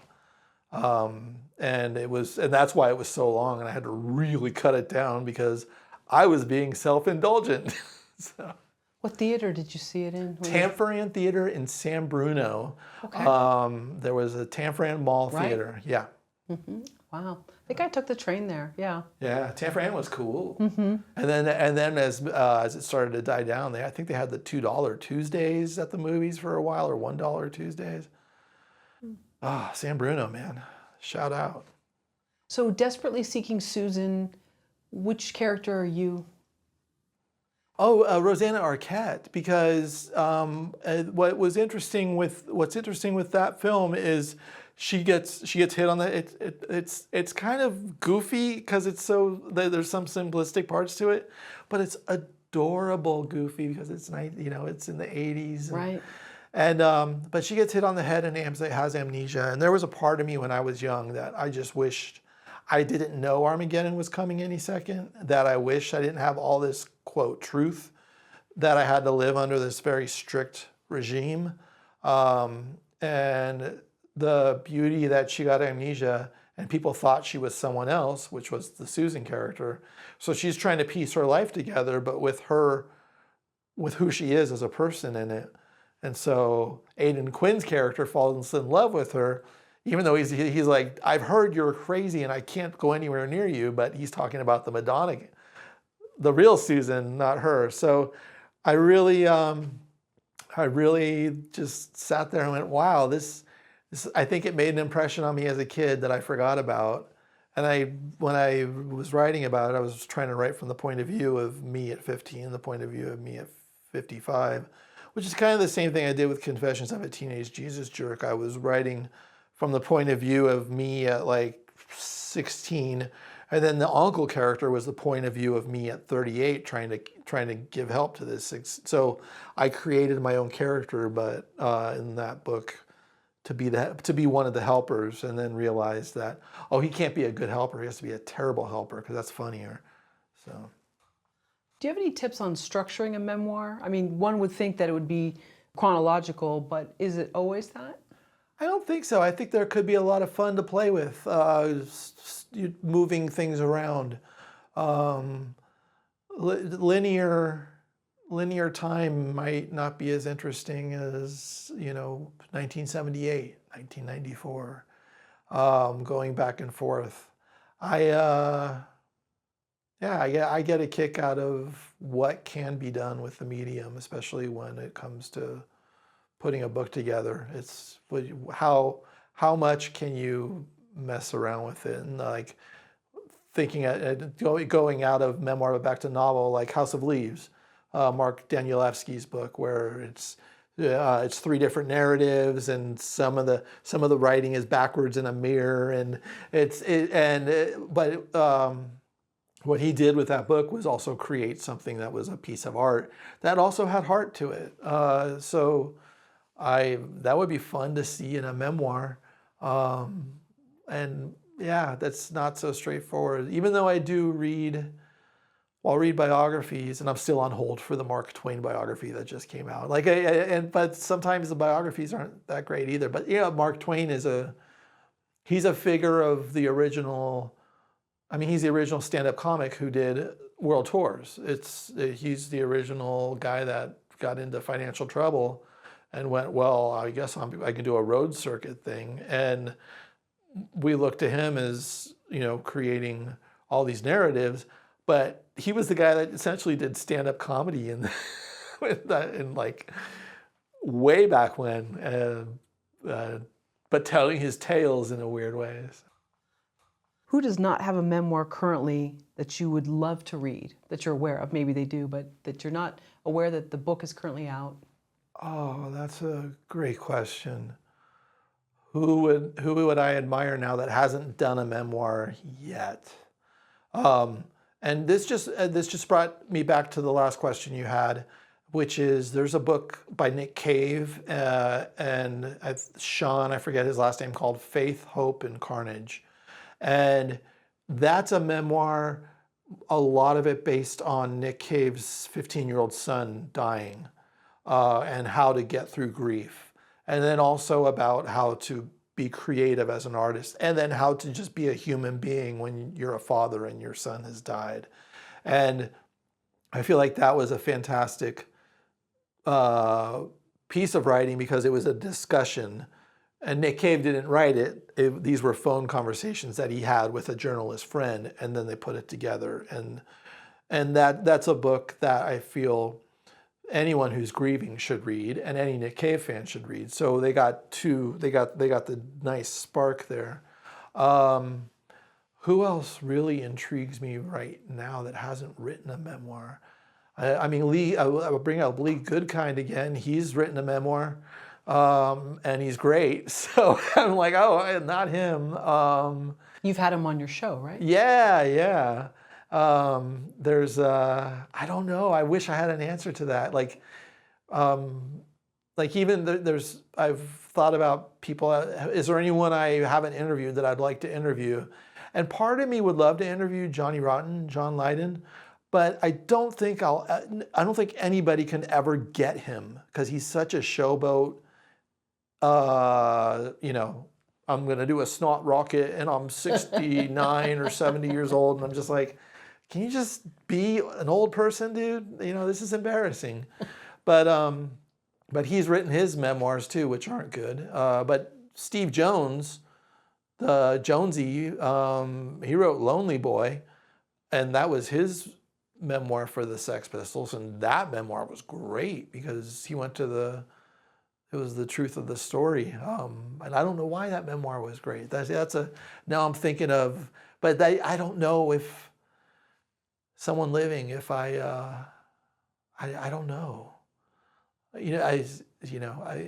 Maybe, and I wish if my grandfather was still alive, I wish he would have written a memoir. It probably would be terrible, but at least I'd get a little bit more of what was going on in that brain on my mother's side. Can you be a writer and hate reading? No. Okay, there we go. Next question. Okay. You have to breathe in and breathe out. You have to take in the medium that you're in love with, and you have to put out the medium you're in love with. I don't think anybody who doesn't read novels can write a novel. It doesn't make sense. It would be like a chef hating to eat, but he cooks. I don't know.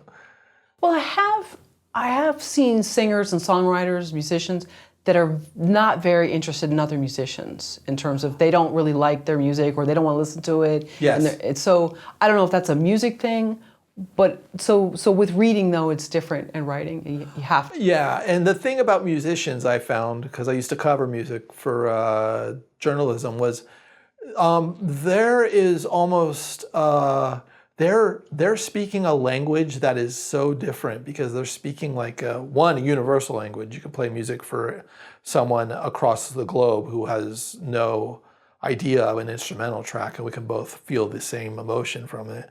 But it's almost like talking to mathematicians sometimes, where they're just really in their head for their compositions, and it's the genius is almost like a savant sometimes, and so I feel like music can really get away with that a lot. I really wish I was musically inclined because I'm, even the guys that I used to interview, like doom metal bands, and those guys are like just the hardest to talk to. It's like it'd be easier to talk to an engineer at Apple, but they're so technical about every single aspect of it, and that part's like so sexy too. But if I go see them live, I'll just have a hit on someone's joint and just sit there and bask in the drones. Have you talked to any other authors who hate reading? No, I don't think I would ever talk to them again if they said that. I think that would be the end of every conversation. I hate reading. Want to read my book? No, I don't even want to know who you are. How often do you read? Every day. Every day. So you make it. Is it sort of part of your daily practice? Yeah.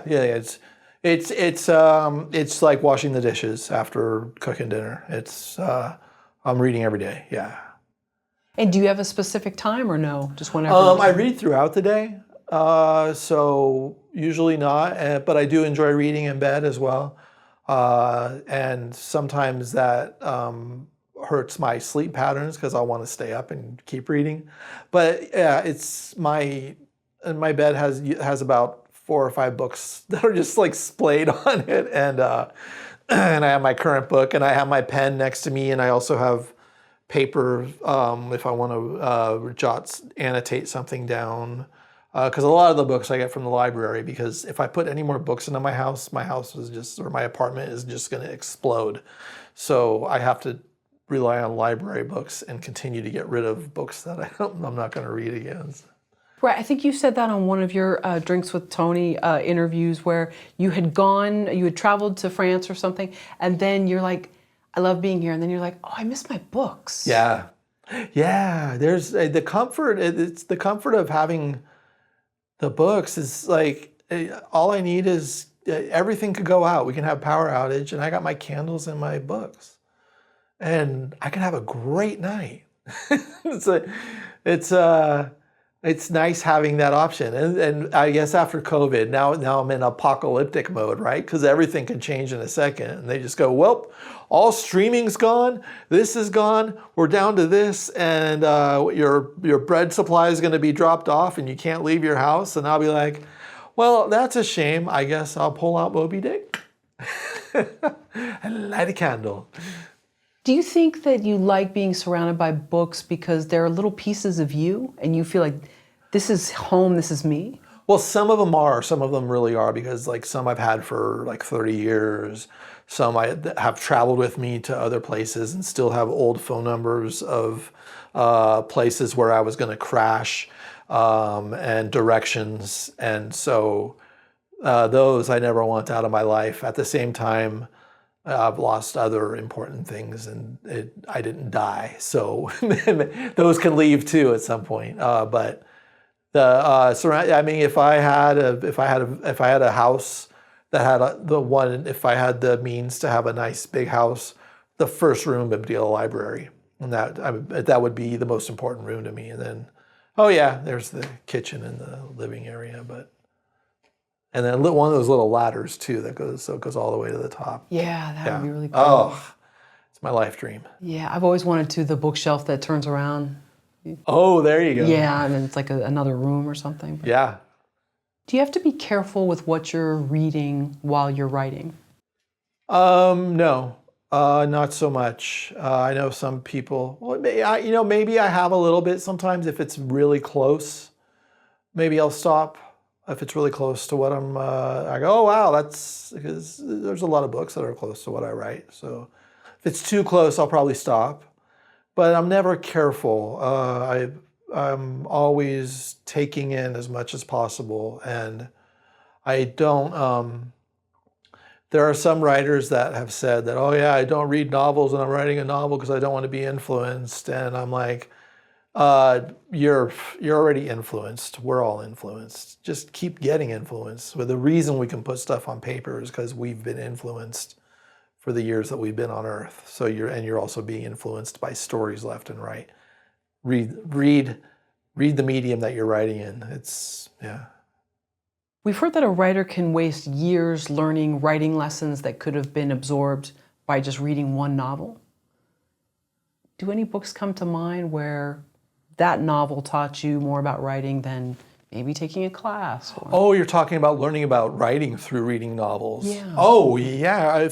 I mean, if push came to shove and you could not read a how-to book, you can only read novels, that would be fine. You should. There's so many how-to books out there that I urge people to not get bogged down on how-to books.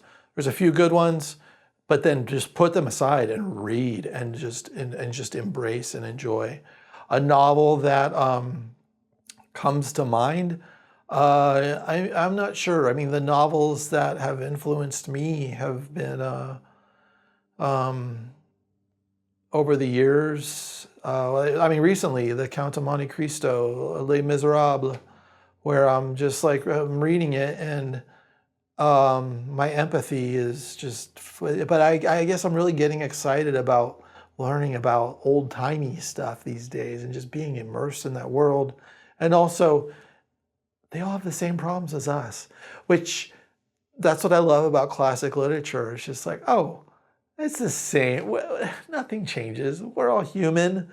We all just want to survive. We want to have our needs met. And then we want to, fall in love would be nice. But, a nice house would be okay. But, hey, we got to just put along. And especially with Victor Hugo, he did a lot of, even in the Count of Monte Cristo, was a lot of morality in there. There was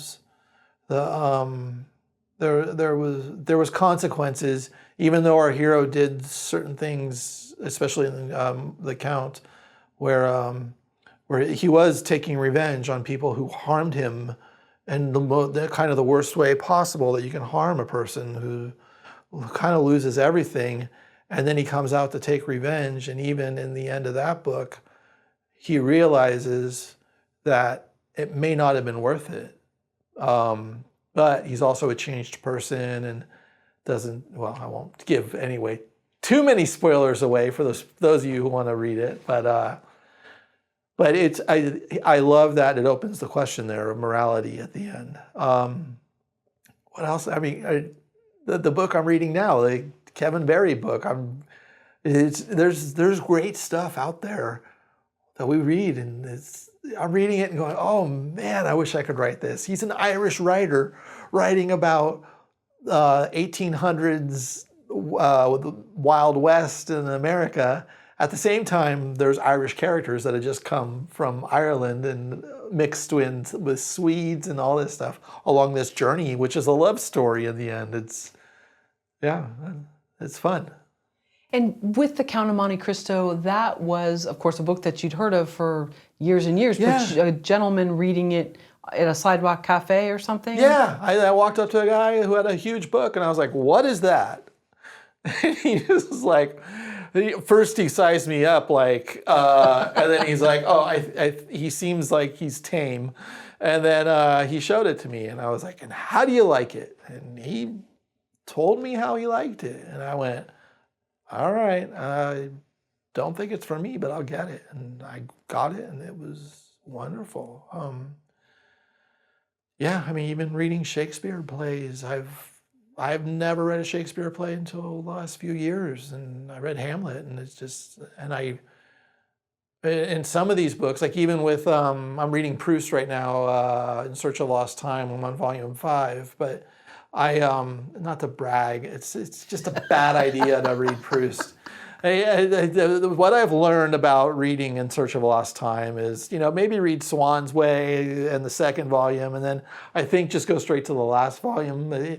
He goes on and on, but there's a beauty of seeing early 1900s Paris culture, even though it's high culture, and I guess that's probably why I don't, I'm a working class literature guy for the most part, so even people who come out of, are on bestseller lists, and I find out they're from like, oh yeah, I'm from New England and I graduated from Harvard. When I read their books, I'm like, oh, or I don't know, this might not apply to her, but like Donna Tartt, everyone just loves Donna Tartt. But when I try to read her, it's just, I don't get it. And then I kind of looked at her history, and I'm like, oh, okay, we just come from different places. It's neither here nor there. It's just I don't get certain things, but yeah, so with Proust, I'm not getting it because he's so high society with what he's doing in Paris. But it is fascinating, and I may like Proust because he's showing me a part of France that I can never experience, and over 100 years ago that I can never understand. And also the gossip that they talk about then, political gossip, is kind of same as now. Nothing's changing, so. Do you think that that's interesting that someone's social class, or maybe even just what they were brought up in and that's their mindset, that they have trouble reading someone of another social class? Doesn't matter where they are in the strata, sort of. Yeah, I'm not sure about that. I question myself on that too. It's like even reading classics from English. I have a hard time reading Brits. I can read the Scottish writers and Irish writers. I get into it. When I'm reading a British author, it's a struggle for me, and I don't know why. I don't know if it's how they turn a phrase or what, but I can read Irvin Welsh with his phonetic Scottish and be totally immersed in his novel. So Yeah, it's interesting. Do you think most writers write for sort of a middle class, higher class, or are there a lot of working class writers? I hope writers don't write for anybody. We should be writing for ourselves, and then the audience shows up. So I you know, like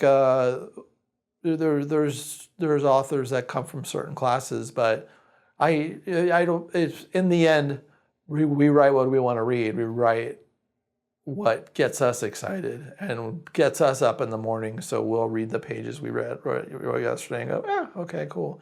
Hey, but there's a lot of people out there that are very wealthy whose books I love. So it's probably not a class thing. It's probably just sometimes I don't understand on some level that I just don't get it. But I grew up in such a weird environment too, where it could be that I've navigated these waters in a different way. So, I mean, I couldn't go to college. I didn't really start reading until I was in my mid-20s, and didn't start writing till I was about 29, 30. So, Just lastly, and this is sort of off topic, but having not gone to college, do you miss seeing sort of the college? Yeah. I feel weird saying this. You don't have to answer it. Is there a part of you that wishes you'd had the college experience? Yeah, there is. When I was in my 30s, I felt like I had really lost out. And then as I get older, and people find out that I did radio. I did college radio, so I took a couple classes at a community college. I took classes here and there. And I took a writing workshop at not UCLA, at UC Berkeley Extension, and so I did take a writing workshop, and that's kind of as far as it went. I would take workshops here and there, and I still take classes. I'm going to be taking a drawing class this in fall, so I love taking workshops here and there. But as for the college experience, I always felt like I missed out, and then at the same time, now at this point in my life, it's kind of part of the story where it's just like, oh wait, you've done what? And you don't even have an associate's degree. And I'm like, no. And look, I barely got out of high school. I wish I could have had that experience. At the same time, it would have been a great different experience than what I did have to do in those years of my life. I would have rather had that turmoil than the turmoil I had. At the same time, I guess life's a journey, and we all have turmoil, so I guess we write books about it. Tony, I understand you were a seasoned traveler? I don't know about seasoned. Okay, so a newbie, a green traveler. Kind of, yeah. So my goal when I was young was to travel the world, especially after I read On the Road by Jack Kerouac, which is what every boy does and goes, I need to be on the road. So in the 90s, I did travel to the Czech Republic and France and Italy and at different times. And then, but then I started developing agoraphobia, and it got crippling, and I couldn't get on planes. And then all of a sudden I couldn't cross bridges. And then I couldn't leave the confines of the city limits of San Francisco. And then I couldn't leave the confines of my block. My world got really small for a really long time until, and I've been working with therapists, and I worked with hypnotherapy, and I've been working with cognitive behavioral therapy. And I even checked myself into the hospital, how many years ago would that be? About 14 years ago. Because I had suicidal ideations, and I was just like, I could barely leave my house. I can't live like this anymore. Like, I'm done living like this. I'm done living. And I went and talked to the counselor there, and she said, "How are you going to kill yourself?" And I was like, "Oh, I don't know." So, and then she goes, "Okay, well, then we were going to do this and this, and you can come back later." And I was like, "Oh, I could have got in faster if I had a plan." But the so I kept working on exposure therapy, and it just started to, it started to work. And in 2019, I took the first flight that I had taken in 23 years to New York and back. And then I did it again to Boston and back. And this is before COVID. And on the Boston flight, when I sat down and they were taxiing, I had such a bad panic attack. I knew I had to get off the flight. So I was like, I was just getting ready to stand up and let them know, "You gotta get me off. This is not going to work." And I did my breathing, and I said, "What is going to be worse? Being on this side of the door in the plane, or being on that other side of the door knowing that I didn't do it?" And I was like, "Oh, that's going to be worse. Even though this hurts, that's going to be worse." And it's just like almost forcing that awful discomfort, and then I continued to do that, and then it like shifted, and then now this year I went to Portugal, and I went to France and Paris, and still deal with my issues, but it's just like I continue to. This is where the story is being retold and reframed, where I used to be crippled by it. Now it just hurts. And now it just hurts this much when I do this. And it's easy to make it to New York now because I know the subway system there. But France is going to be hard because that's the Atlantic. Oh wait, I know France now. So it's just the continuing of moving out and just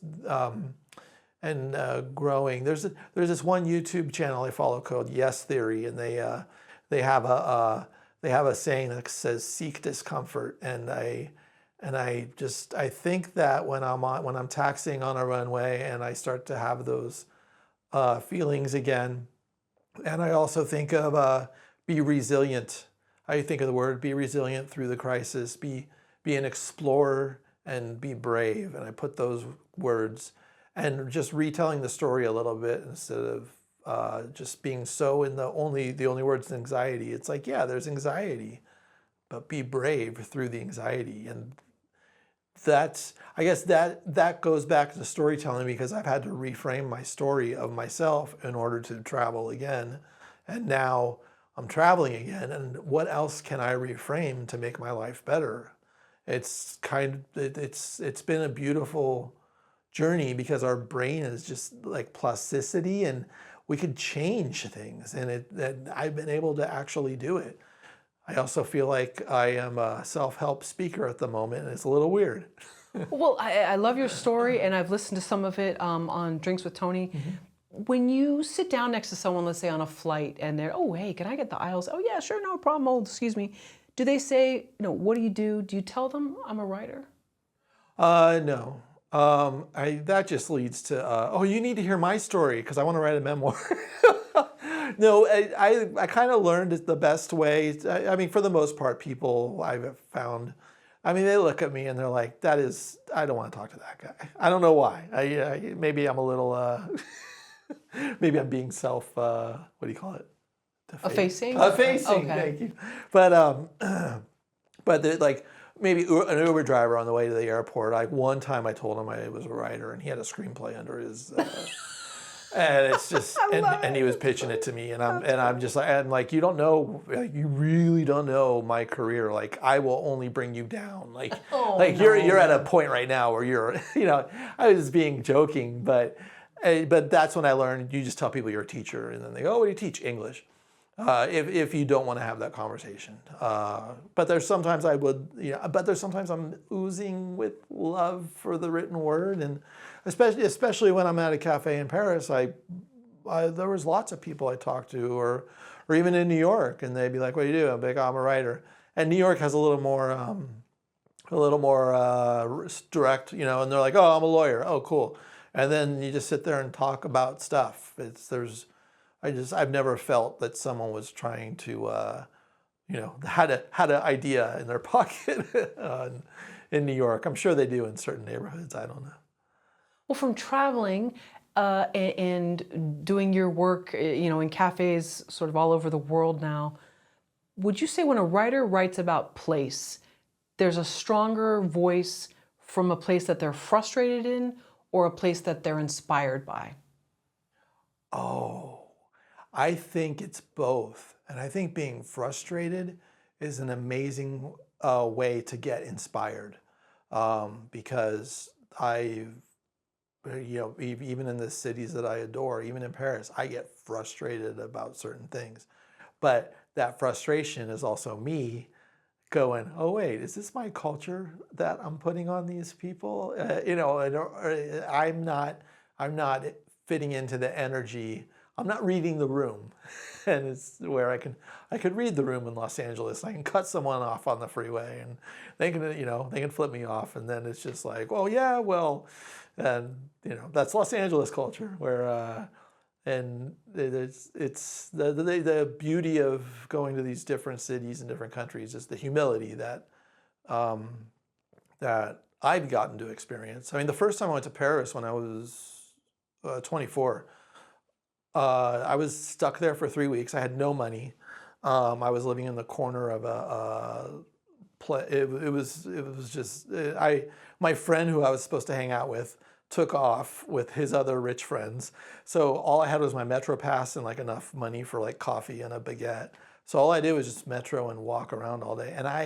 And by the time I got on that flight back to the United States, I could not wait to land in the United States. I was even flipping France off from the air.